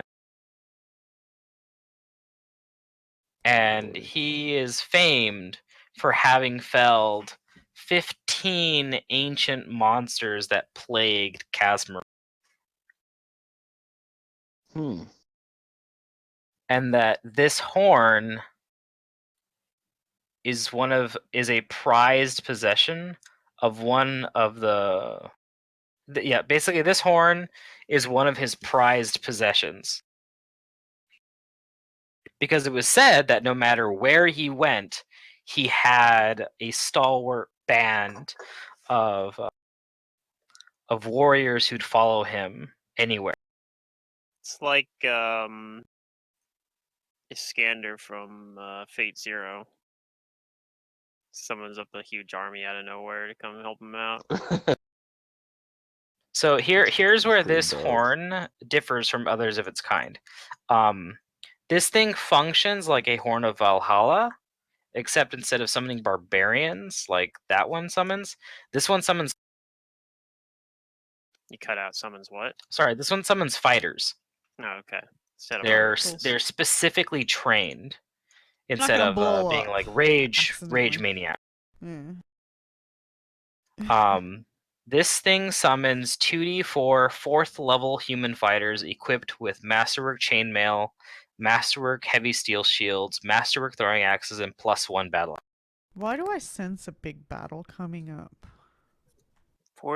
So 2d4 4th level fighters. So they're not particularly strong, but they could be useful They'll depending on what you're definitely fighting. give you a numbers advantage. It's peons, yeah. Yeah, they'll give you can get good flanking partners, and like they can absorb some hits potentially. Depending on what you're fighting. Like I said, there are definitely fights where these would be completely useless, but It's good to spread, like, if we're outnumbered, it's good to spread it out. Like, yeah. Yeah, they can be combat. meat shields too. Cool. So I was actually Yeah. right. I thought that was immediately I thought it was a Horn of Valhalla when you. Yeah, So it is looks a. like I was. This thing is I was basically a technically right. variant. It's a Yeah. variant bronze horn of Valhalla, and it's worth just as much, which is 50,000 gold pieces. Yeah, but I think I like We the should idea of use it. letting Jane have it. Yeah, I agree. Yeah. Cormac looked at her and was like, "You have this for now." For now. This is like a Clerk of Gorum's like, Because these fighters are. what dream? I would say that these Yeah. fighters probably do still have like a decent. It doesn't tell me like how, like what their strength scores are, but I would say that these fighters are probably a lot stronger than Jane physically. So like with that plus like their battle axes and being able to wield them two-handed if they want, they actually probably can do some. It's just that their to hit isn't very high, but there's so many of them that you could potentially summon Yeah. that some of them are going to get hits. And it says that they have +1 battle axes, so they can get through some DR. They can at least do magic. Yeah. No, it's a cool item. Yep. Okay. They can be used like hold them off Yeah, type of. and they'll do it. Is Gus still hurt? Yeah, he is Yes. still hurt. Cormac's Yeah. hurt too. Oh, Technically, I'm Uh, slightly hurt, but I mean, whatever. Actually, if you count the 10 hit points, I have him above maximum health still. So, I have 20 temp hit points. I'll burn Gus and heal him. Okay, how much do you burn for? It's our level, so 14. Okay.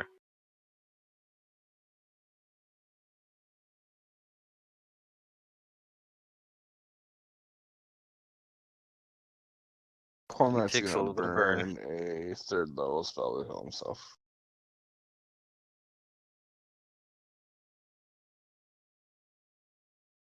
Oh, Jane can also heal him now too. She heals him for a little bit. Cormac's just gonna channel. He's not gonna burn the spell. And she'll do it one more time, why not? Okay. He should be fine for now. He's 14 off of his max HP. So we Well, investigated he's probably this gonna get it from the channel right now. entire room, chamber. Yeah, Channel. you're looking around and like I said, the smaller fissures, the furthest any of them go is about 20 feet, and then they get too small Okay. for any of you guys to keep falling through them. So The middle yeah. one is the only one where you could keep falling for an undetermined amount of space. Yeah, not interested in that. But this does seem to be where the wind is coming from. Yeah. But there are 2 pathways. Yeah. Oh, is that a channel, Cormac? Which is Yeah, channel? those are 2 channels. 2 channels. Okay. Okay, then I think everybody's at full.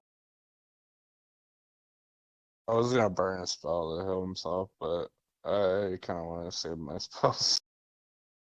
Yeah, it's a good idea.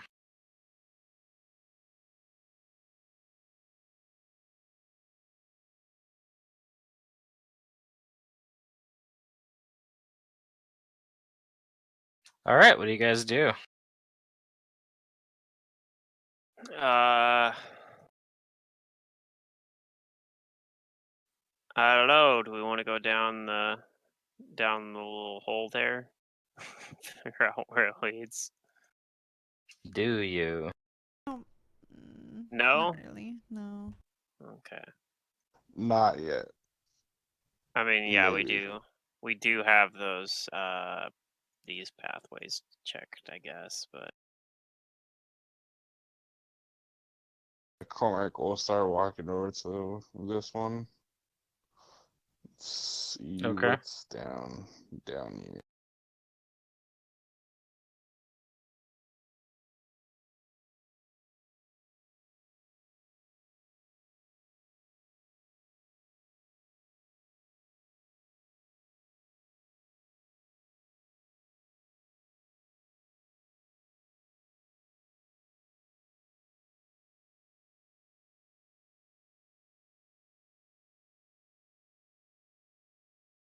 All right.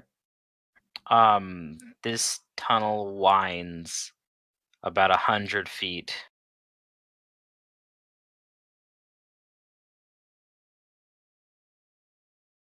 Do you go down and check it all?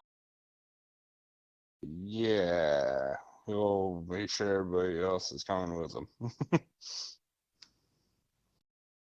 Okay.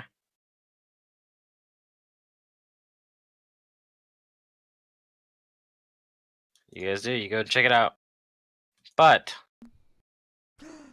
you follow it down, and it twists and turns, and basically leads you guys back here. So it's like about 100 feet of just looping around. It's Just essentially circles a dead back. end. Yes. Okay.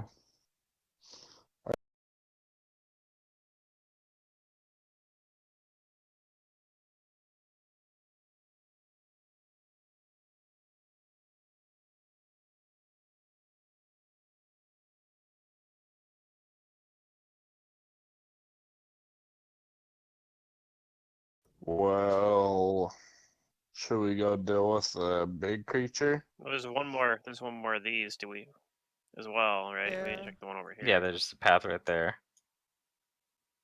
Oh, okay. I thought we popped out from that side. No. No, it was a dead end.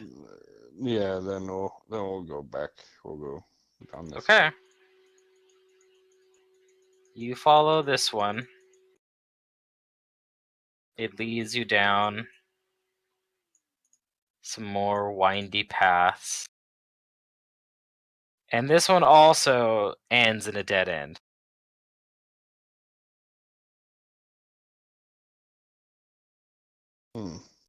That one, unfortunately, they both unfortunately do not go anywhere. Whoever made this map just wanted to tease people, or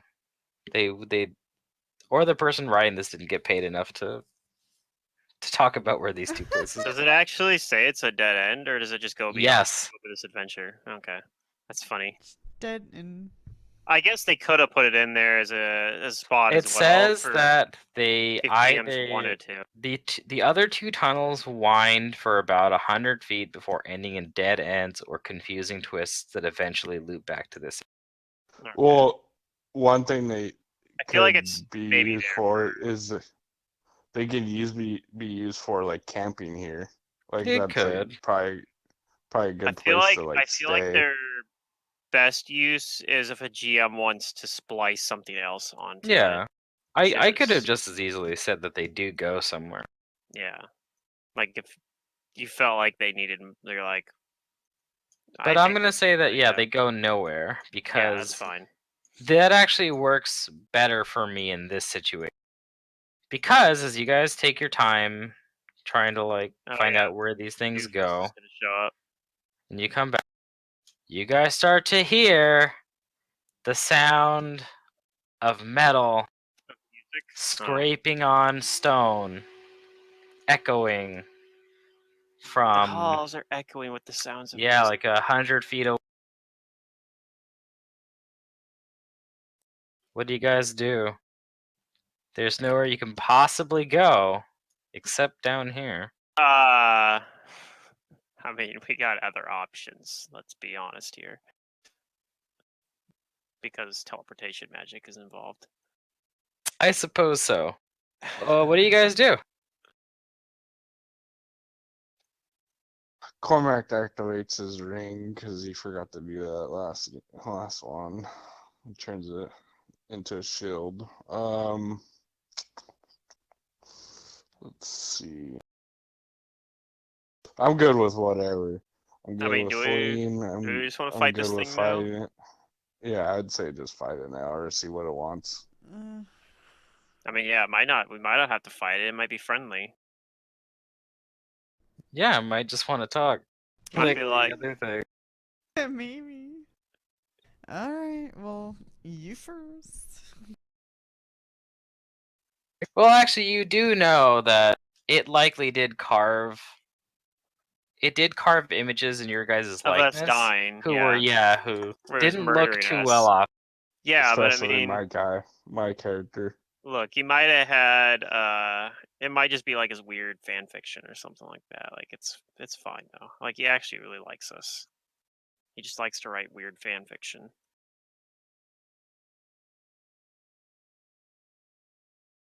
Yeah, that's got like that's probably it. Yeah. Mm-hmm. He's just got like a messed up fetish. Like it's fine. Don't judge.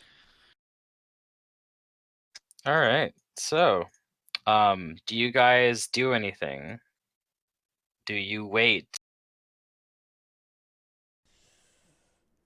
We could. Cormac will go more into the big room, not wait in this little tiny Because hall. I mean, we could just Lure avoid it it. I in could dimension here. door it somewhere else, or we could lure it in here. Yeah.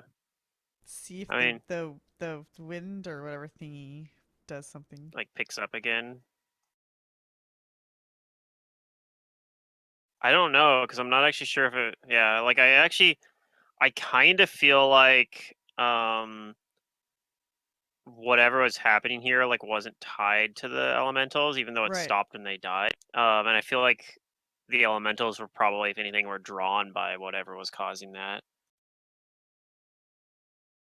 Elementals that are like they gather in a place on the material plane usually are drawn to a place by its elemental properties.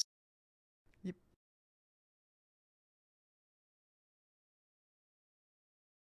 All right. So, it looks like Fingrim and Cormac are kind of taking little places here, and Yeah.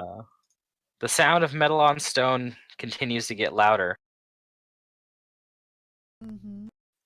I'll re-up my shield spell because it probably, since I had cast it like quite a while back, I'll use a Pearl of Power to get it back and recast it.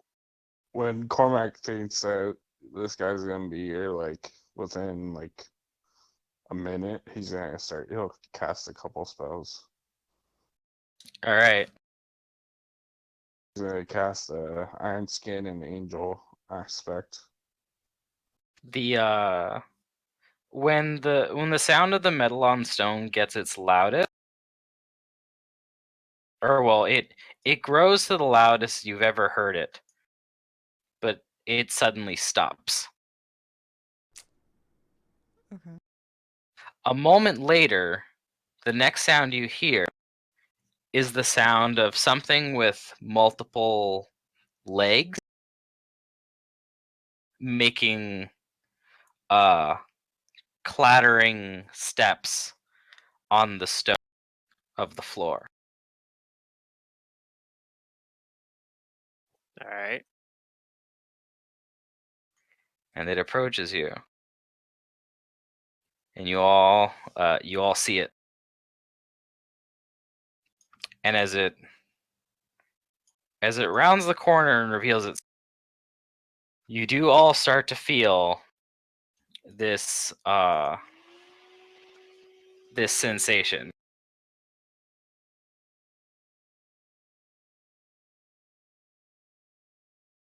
Let's see. Let me go read it real quick. I do like the description.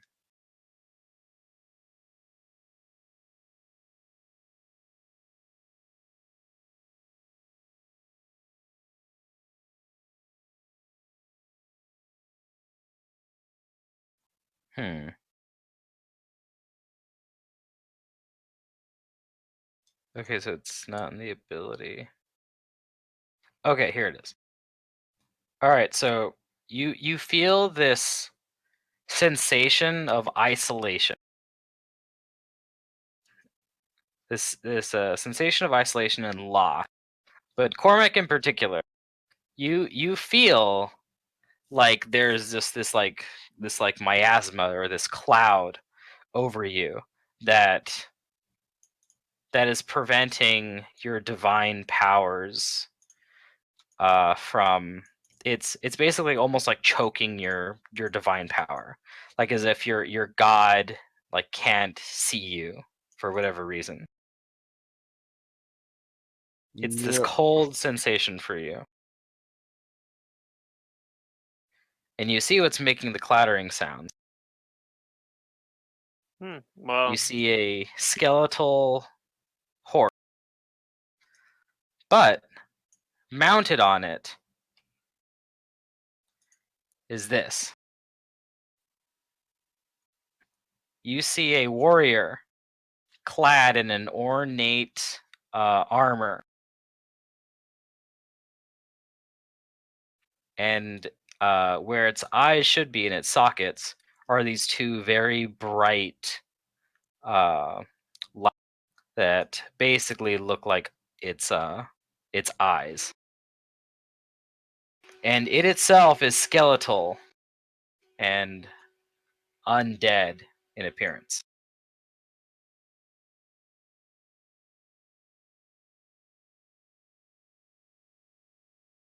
And it does have a great weapon in its hands. well, I guess it's a good thing you mentioned specifically that this is big enough for a horse to fall down, because that could be on the table.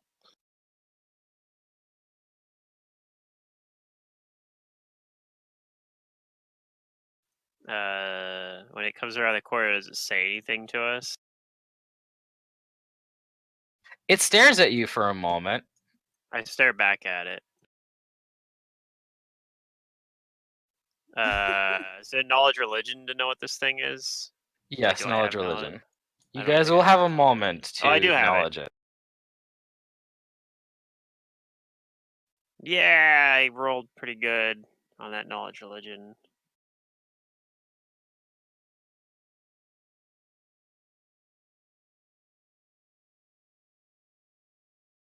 Because I'm the cleric, but you have a higher Yeah. religion check. It's an int-based skill. Well, that's the thing. Yeah, Is and cleric, you probably clerics just just know don't more know about them yet. Gorham. Yeah, you just know more about Gorham than you do about religion in general. And clerics don't get that many skill points. So Yeah. All right, so Fingrim, you know for sure that this is an undead. All right. What you know about its strengths and weaknesses is that this is a very, very strong kind of undead. Very rare kind of undead. This is the kind of undead that these undead are created very spontaneously from events that are extremely catastrophic.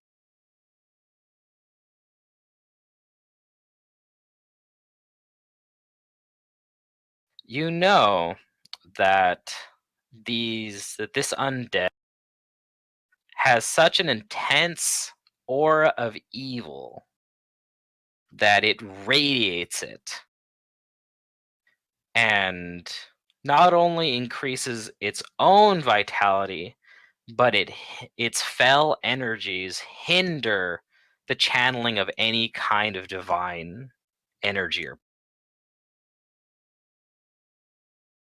All right. I don't do that at least, but You speak for also know Cormac. that this undead is immune and resistant to a number of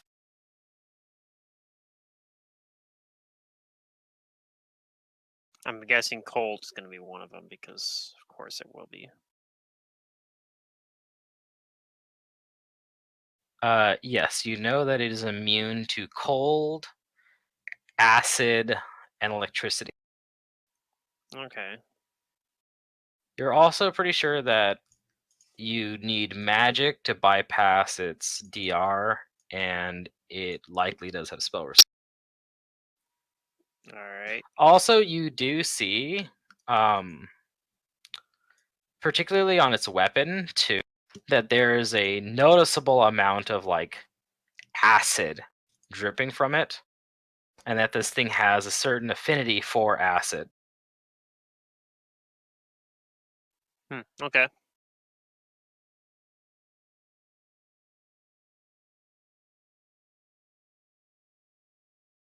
Cormac, all you know is that this is an undead. yep. After like a round or two of like this stare, this creature does speak.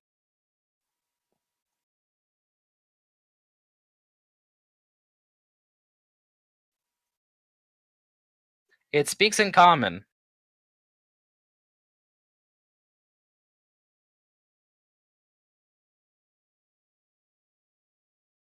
Okay. What's it say?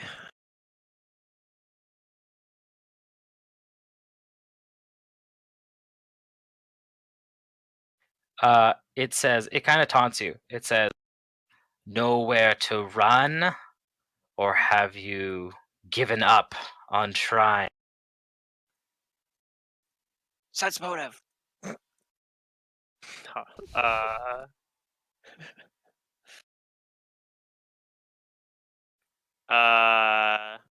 I say. Battery Quit low. running. Yeah. I say, believe me, if I were trying to run, we wouldn't be having this conversation. Does anybody else say anything?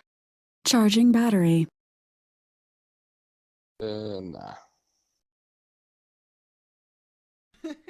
All right.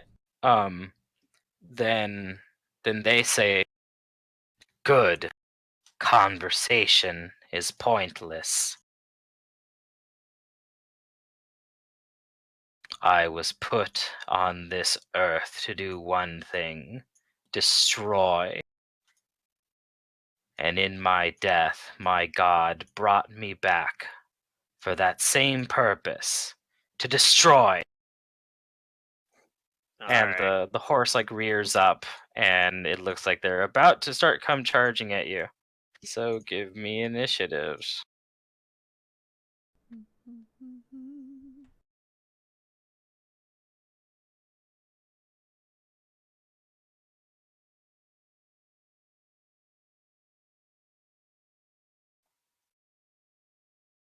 Hey, I'm rolling good on initiatives this session at least.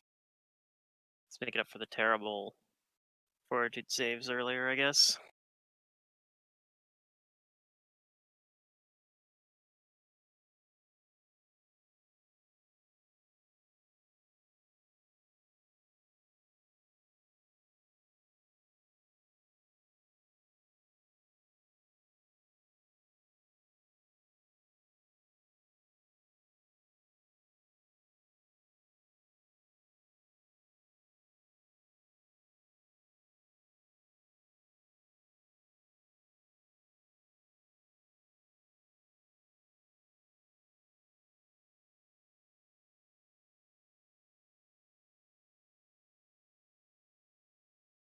All right, I have everybody.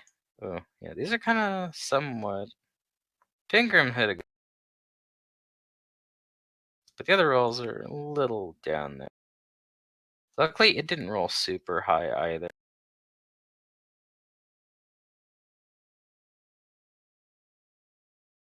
Ooh, I go first, huh?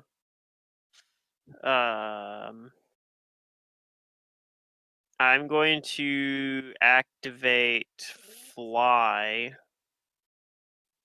And I'm going to enhance my weapon with keen, bump it up to +5, and I'll upgrade my flaming to flaming burst.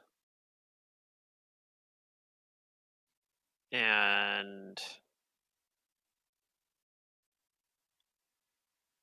I'll fly forward.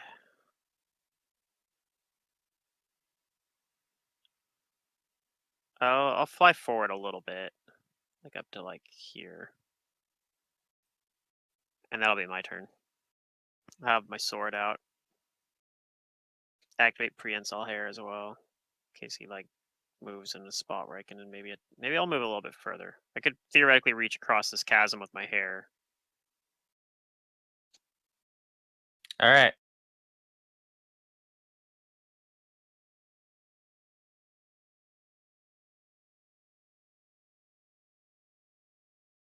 That'll be my turn. All right, cool.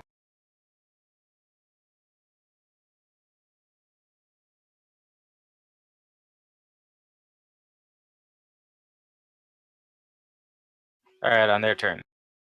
Yeah. The horse starts charging you.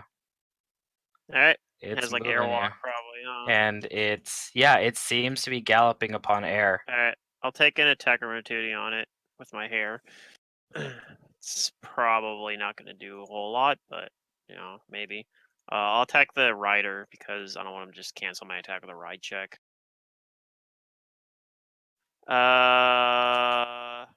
Probably misses. All right, bring it on.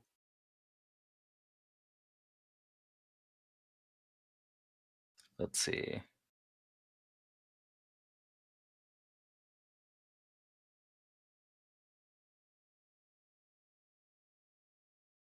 Got some decent defenses up right now, so.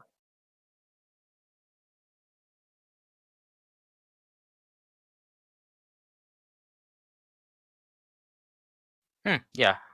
Oh no. Okay, so sorry. You actually don't get the attack of opportunity. Oh, okay. They have the feat ride by attack. And you and your mount do not provoke an attack of opportunity from the opponent that you attack. Yeah, it's like sort of like spring attack. Okay.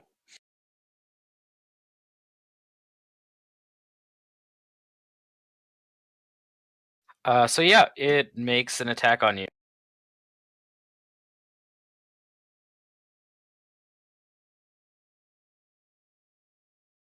We'll see. It's probably a lot scarier than the elementals. So, see what it does. So let's see. What it's going to do is it's going to power attack you.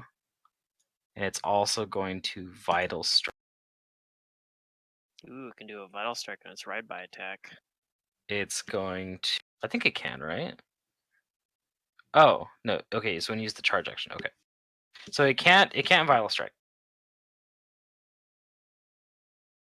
That was a good point. But it's still gonna power attack you. All right.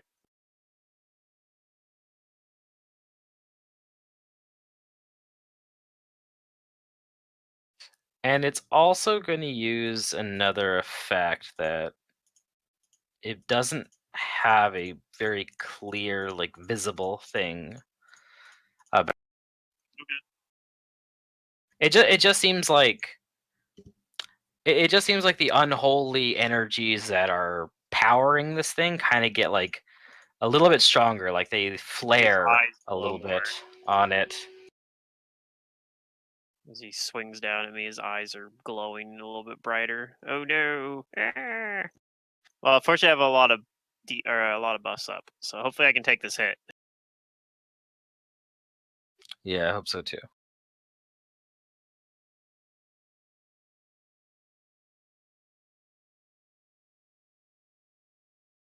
That'll hit.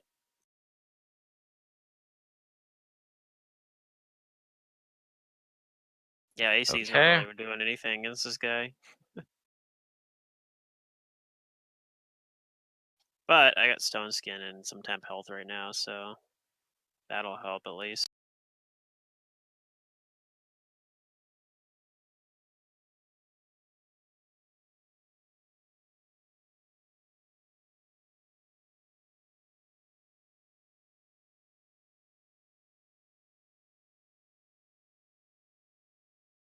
Let's see. Okay, yeah, I think that's right. I hope this is right.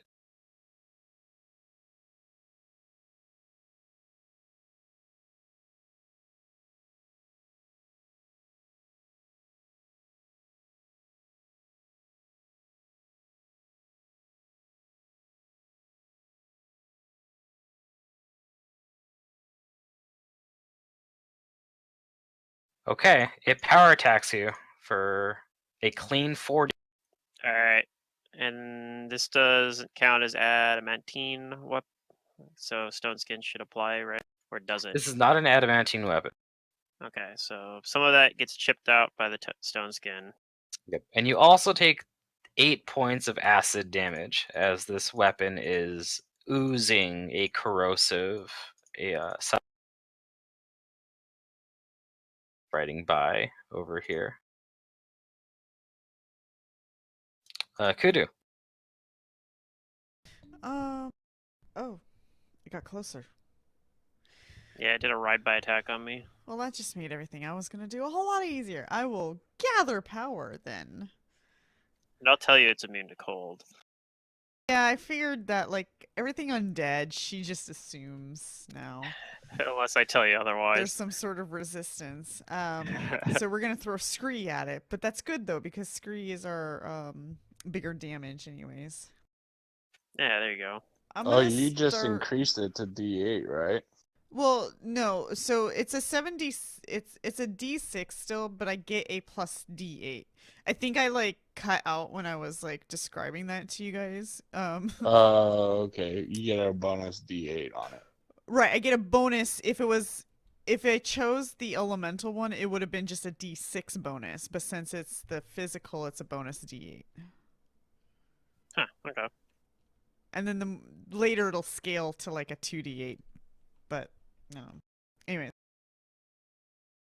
So this will be its armor, and I'm gonna fire at the rider.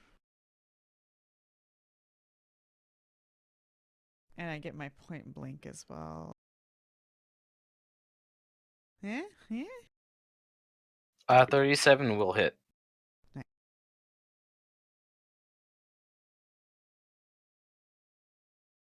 Okay. I think I messed up. I did a 1x8, so. I don't know. I don't know what 1x8 even. I guess it just added 1. Did it? It looks like that's how. So Yeah. How much So it would have been damage? 56 plus 2 for 58 damage. Yeah, 58. Okay. It takes it, and it. I know the attack is physical, but it counts as magic, right? Yeah, it's magic, bludgeoning, piercing, slashing. Okay. And it doesn't. It's not spell-like. No, not the physical blast. Not It is. Okay. It does go against DR, so it has DR. Then. Yep. Right, but I think because it's magic, it will penetrate this one. Yeah, I think basically Oh, everybody's the dead. DR. Yeah. Do that. Then yeah. Okay. So it does damage. You hit it pretty good. It does still look fairly healthy, though. You know it took all the damage. Is that your turn? Yeah, I'll stay right here. All right, Cormac, it's your turn. Cormac, he feels drained, but he's gonna try to cast a spell. I All don't even right. know if I can. So this is the That's hard problem. part. You have to give me a concentration check. Yeah, I was gonna say it's probably a concentration check. That was what my intuition was telling me. You have to really focus on pulling your Ooh, divine that's a almost good powers. roll. That's almost a match roll, so It is a good hopefully roll. that's Is the DC based on what he was casting though? No, Okay, it's That's- based purely on this thing's number. that's actually good probably then.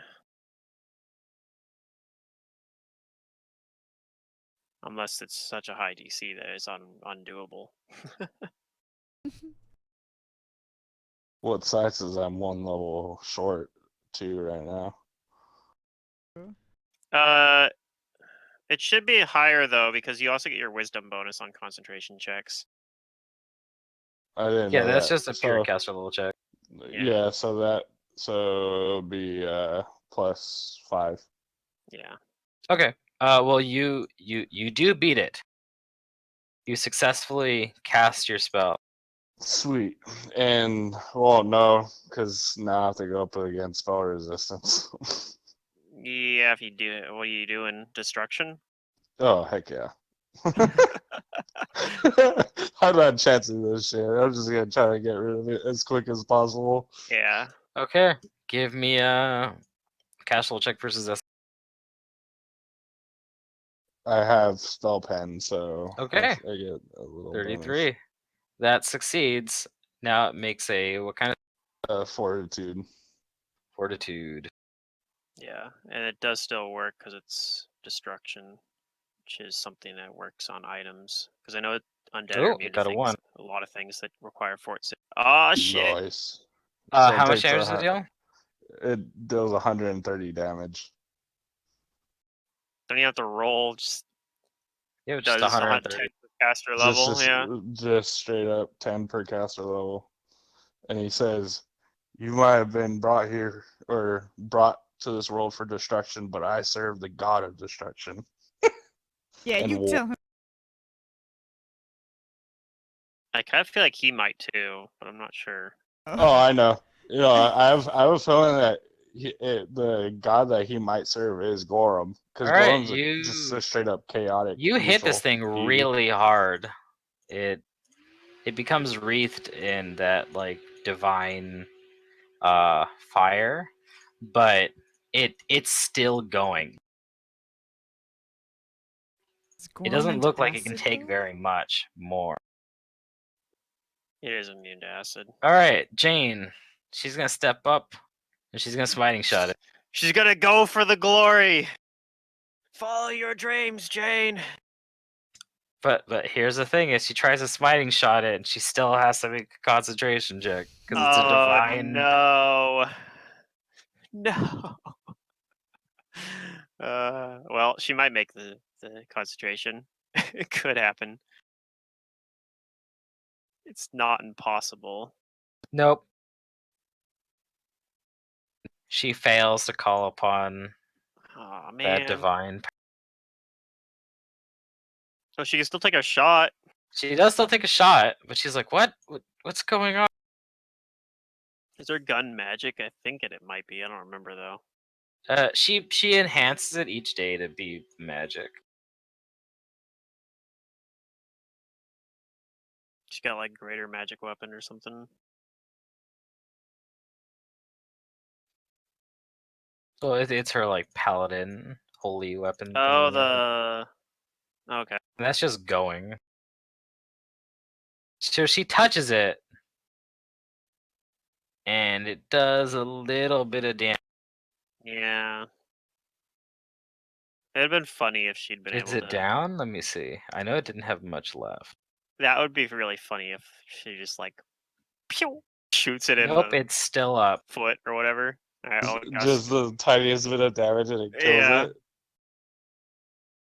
it. Gus casts greater invisibility on himself.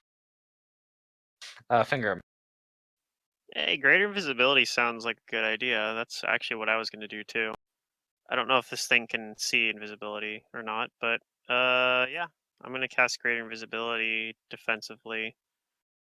I'm going to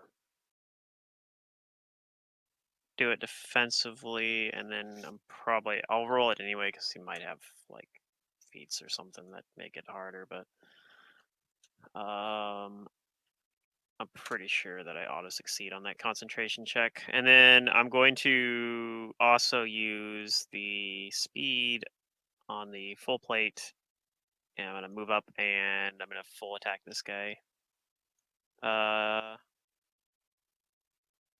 While invisible with greater invisibility. So I'm not gonna put the +2 to the attack because I don't know if he can. If I actually get that, he might have blind fight or see invisibility or something like that. So keep that in mind. Okay. And yeah, I gotta turn this button on. Where is it at? There it is. Okay, I think I'm all set. Yeah, this is a scary enough thing. I'm going to use an arcane pool point to give myself arcane accuracy as well. So 33 for the first attack. All right, 33 does hit. Okay.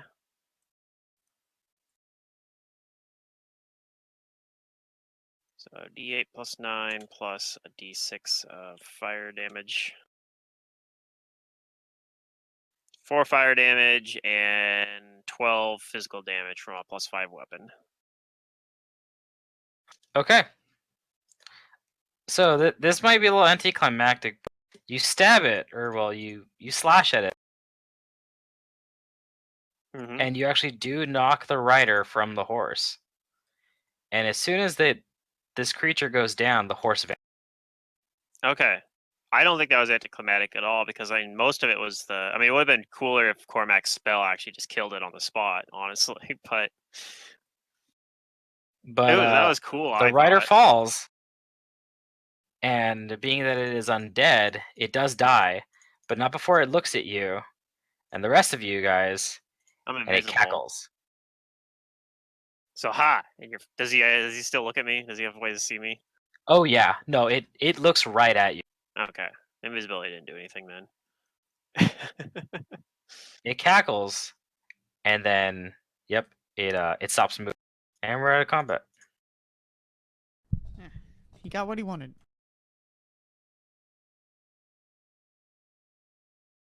All right, what do you guys do? I'm feeling a little drained. I don't know if I Just can go and so fight worms. there's still like his weapons and whatnot. Oh are still yeah. there. But who knows? That shit's probably. All right. I'll detect magic. You're detecting 3 sources of magic coming from things that this thing is wearing. Okay, I'm guessing the weapon is one of them. Mm-hmm. What is that weapon? A greatsword? So in the picture, it appears to be a great sword, but it's actually a great axe. Great axe. Okay. Okay.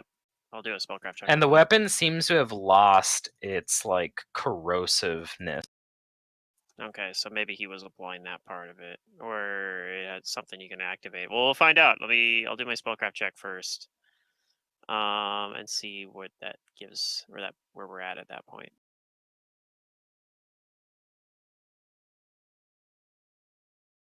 A 38. Yeah, spellcraft 38 on the for the axe. You know this is a +2 great axe. Okay, so nothing too crazy. I think I used to have one of those that I sold, so now I just got another one. What else was it? The armor, probably. I think you said. This person is wearing armor, and it is radiating magic. But it's also radiating magic from an armor around its wrists. It has these pair of bracers. Huh. Weird. I'll start with the armor, I guess, and then I'll do the bracers. I'll just roll them both right now. Dang, I'm rolling rocks right now. So 41 and 43? Yeah. Okay.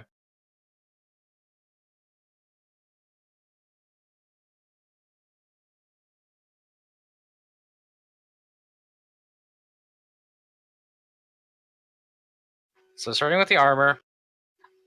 So they're wearing full plate, and this full plate is highly designed. It's quite an ornate piece of armor.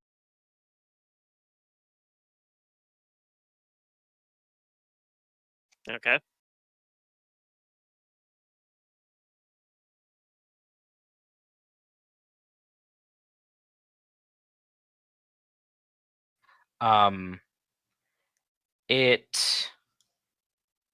It is armor that you know can shift as an immediate action between 3 different types of armor, but it always counts as full plate. And it also always counts as being a +2 impervious moderate fortification full plate.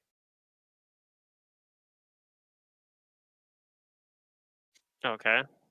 So while it's in this while it is heavy plate, which is what it's wearing right now, it blocks slashing attacks, and it gives it DR10 bludgeoning and piercing. Hmm. It can shift to thickly layered chainmail, but remember, it still functions as full plate. That blocks piercing attacks, giving it DR10 bludgeoning or slashing, or overlapping metal scales that block bludgeoning attacks. Okay. DR10 piercing or slashing. So it probably had that when I attacked it, but it was just so low it didn't matter. In addition, invincible armor provides the wearer with 5 points of resistance to acid, cold, electricity, fire, and sonic, and it itself is unharmed by damage from any of these energies. Nice. So, okay. This thing seems Sounds really solid. strong. Yeah. Yeah. This armor, you can look it up. It's called invincible armor. Yeah. Appropriate. Sounds about right.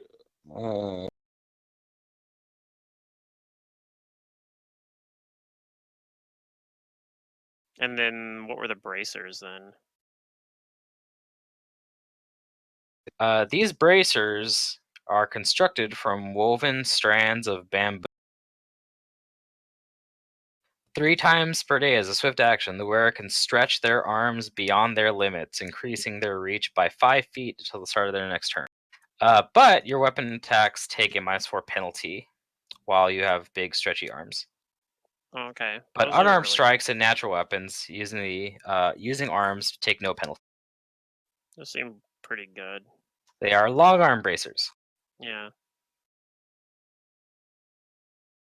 The rider also has a large amount of gold pieces.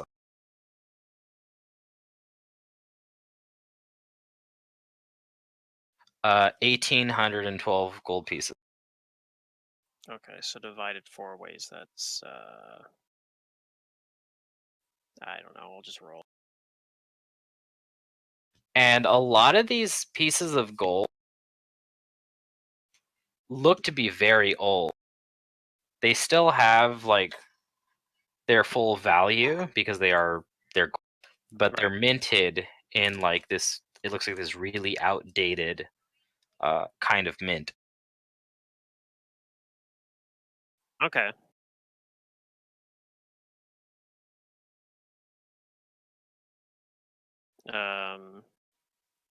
Well, it doesn't mean much to me, but Might mean much to other people.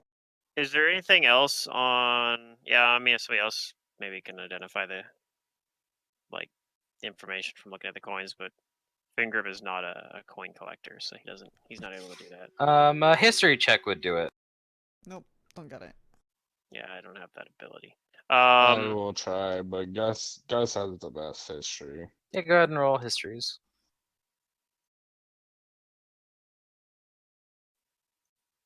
Yeah.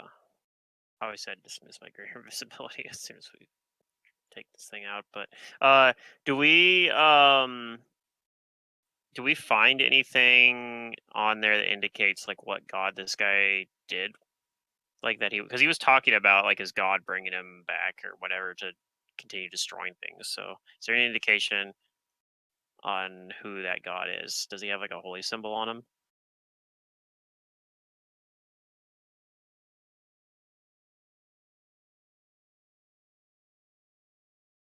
Does the Let me armor see. have depiction of maybe I don't know. I think this is the highest priced item I've ever gotten, other than one other item. Oh, the invincible Like, armor? yeah, you want to hear the total? Sure. 137,650 gold pieces. Yeah, sounds about right. Okay, so unfortunately, it doesn't seem like this person is holding any kind of holy symbol. Okay. Their abilities are capable of functioning without a holy symbol, as per the class that they actually are. Yeah. It doesn't say the armor has any kind of like insignia on it, but I think it would have something. And I will tell you this. Its intricate designs appear to mimic that of like some kind of creature that has a lot of like legs. Has a lot of legs and like a very large. So, like the murder bear, maybe? Something like that.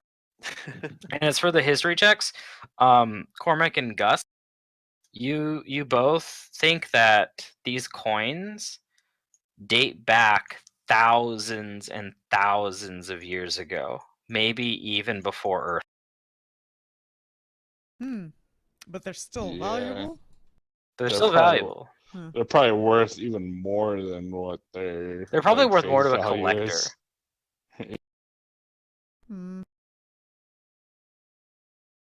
These are like ancient coins. So for the 14 on the religion, Try to figure out what this armor is depicting and if you can piece it together. I mean, he didn't roll that high on the religion, but you didn't. he'd probably be able to tell you if it was a holy symbol. Right. But trying to The fact that take it's it kind off of vague and just on the armor doesn't tell you too much.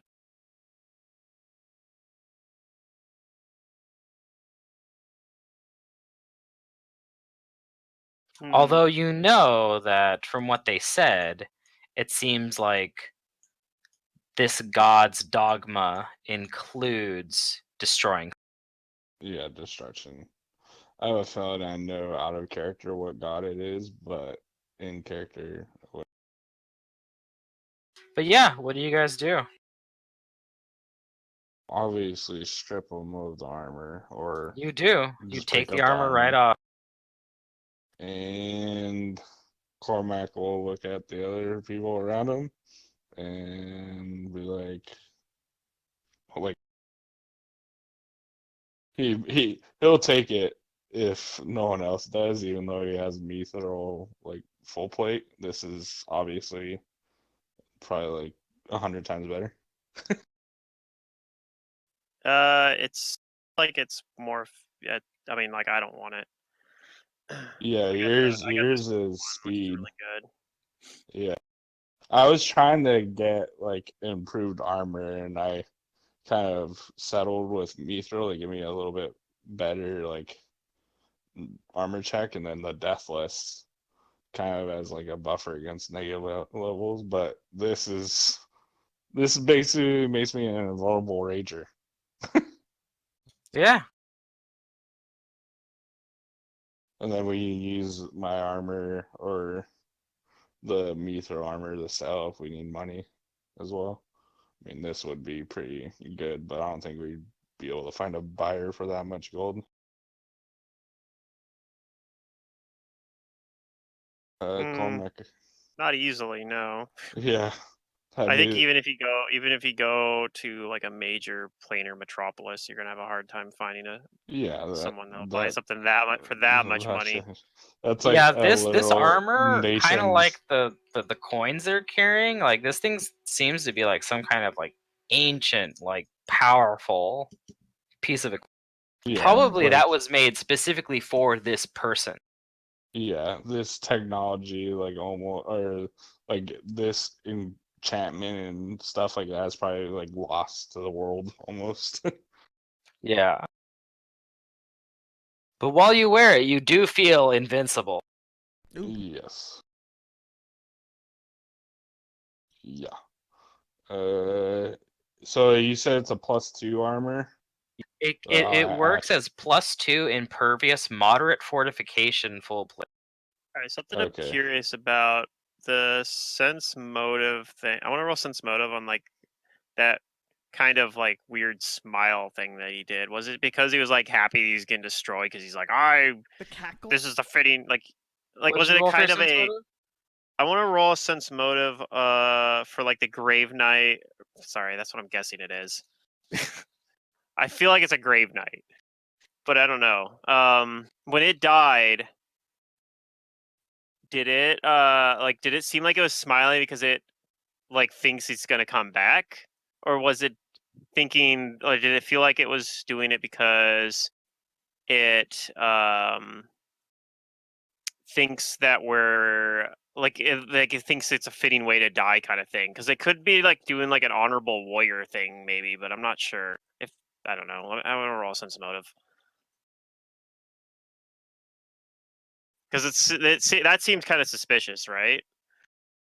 Like they Yeah. looked at us and was like, ah ha ha, like you I fell. mean, I don't know. Kudu interpreted it as, it's happy to be finally dead. Like, she can only imagine how long it's been down Could be. here. And that Well, thing's Pluto, been you do sealed. your Things your can't come dwarf and does go. have a very good sense of like you do have a lot of wisdom. You don't think that that you don't think that this thing from the way it was talking with you, and it's like it seemed to have a single track mind. It was patient, but it was once it was focused on its task, it had like a single-minded, like almost reckless, like fanatical sense about Yeah. destroying you. So you don't think it was you don't think its mannerisms at the time of it being destroyed were because it was like happy to die. You think it's more reveling in its own destruction and uh and that Ooh, that whatchamacallit, felt good. like not just that felt good, but more like it doesn't matter. Okay. They're like, this is what I and my god want. Okay, so kind of then. Okay. Well,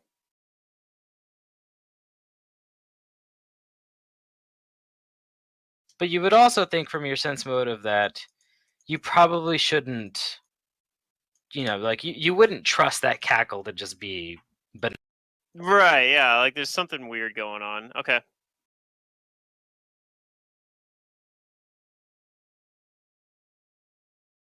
Well, at least we don't have to worry about it. Because you do directly know killing that us. for even though like Cormac did strike it with a very very powerful spell, and you guys did beat it, Mm-hmm. you know that whatever kind of undead it is extremely powerful and rare, and Yeah. that undead like it that are just created spontaneously are very uncommon. Right. Well, I rolled like a really high religion check and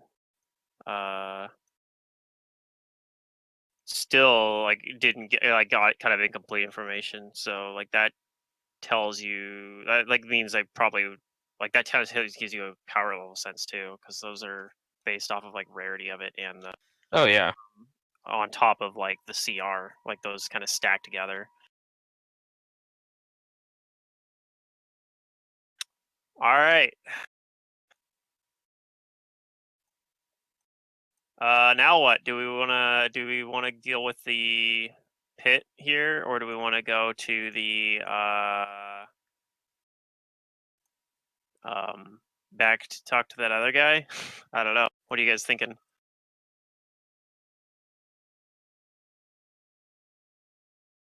Doesn't really matter to me.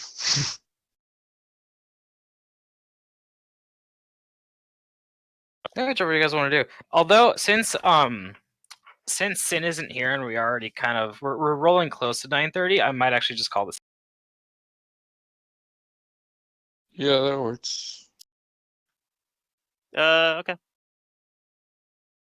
That way we get them for next week and we can decide what happens.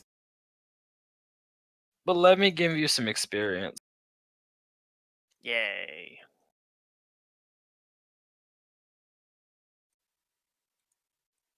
Pretty sure we aren't gonna level up or anything because we're like really Probably far not away. yet. I'm But expecting you guys to get to, let's see, what are you right now? You're 14? we are 14 and we're about 120-ish thousand away from Oh yeah, no. 60. I'm expecting It's you a guys to long get to ways away. 15 by the end of this, but hopefully before you go and do something specific. There's an optional thing in this book. Well, this whole area down here seems optional, so It we're sort of kind of in is. it. It sort of is. Oh, it but sort of is. Okay, so like if we didn't come down here, there's probably something. You did mention that, bad like if we stuff go, happen. bad stuff can happen. Like you can go to the next book without doing it, but something really bad will happen.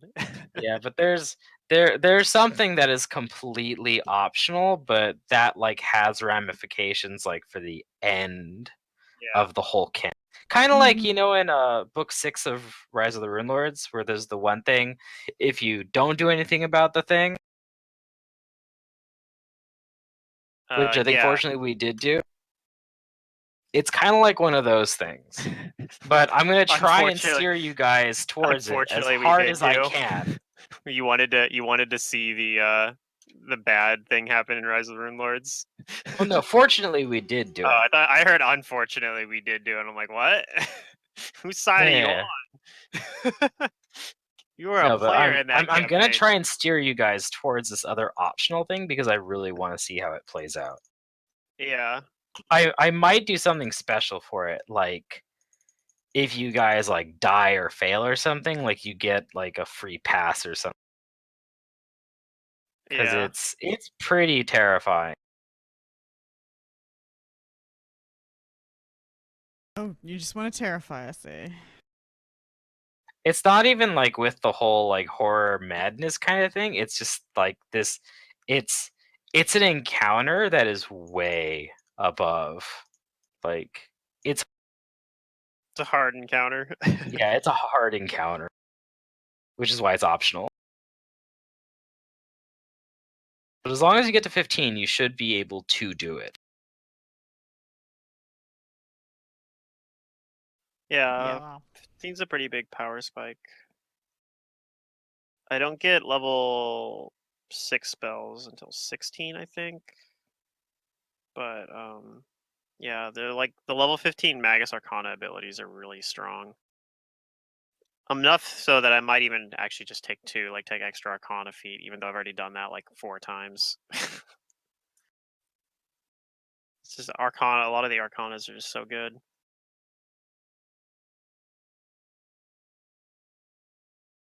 All right. I guess that's it for tonight then. Oh, sorry, hold on. I haven't given you the experience. I know I'm being. Oh, okay. That's all good. You gotta do some math probably for it.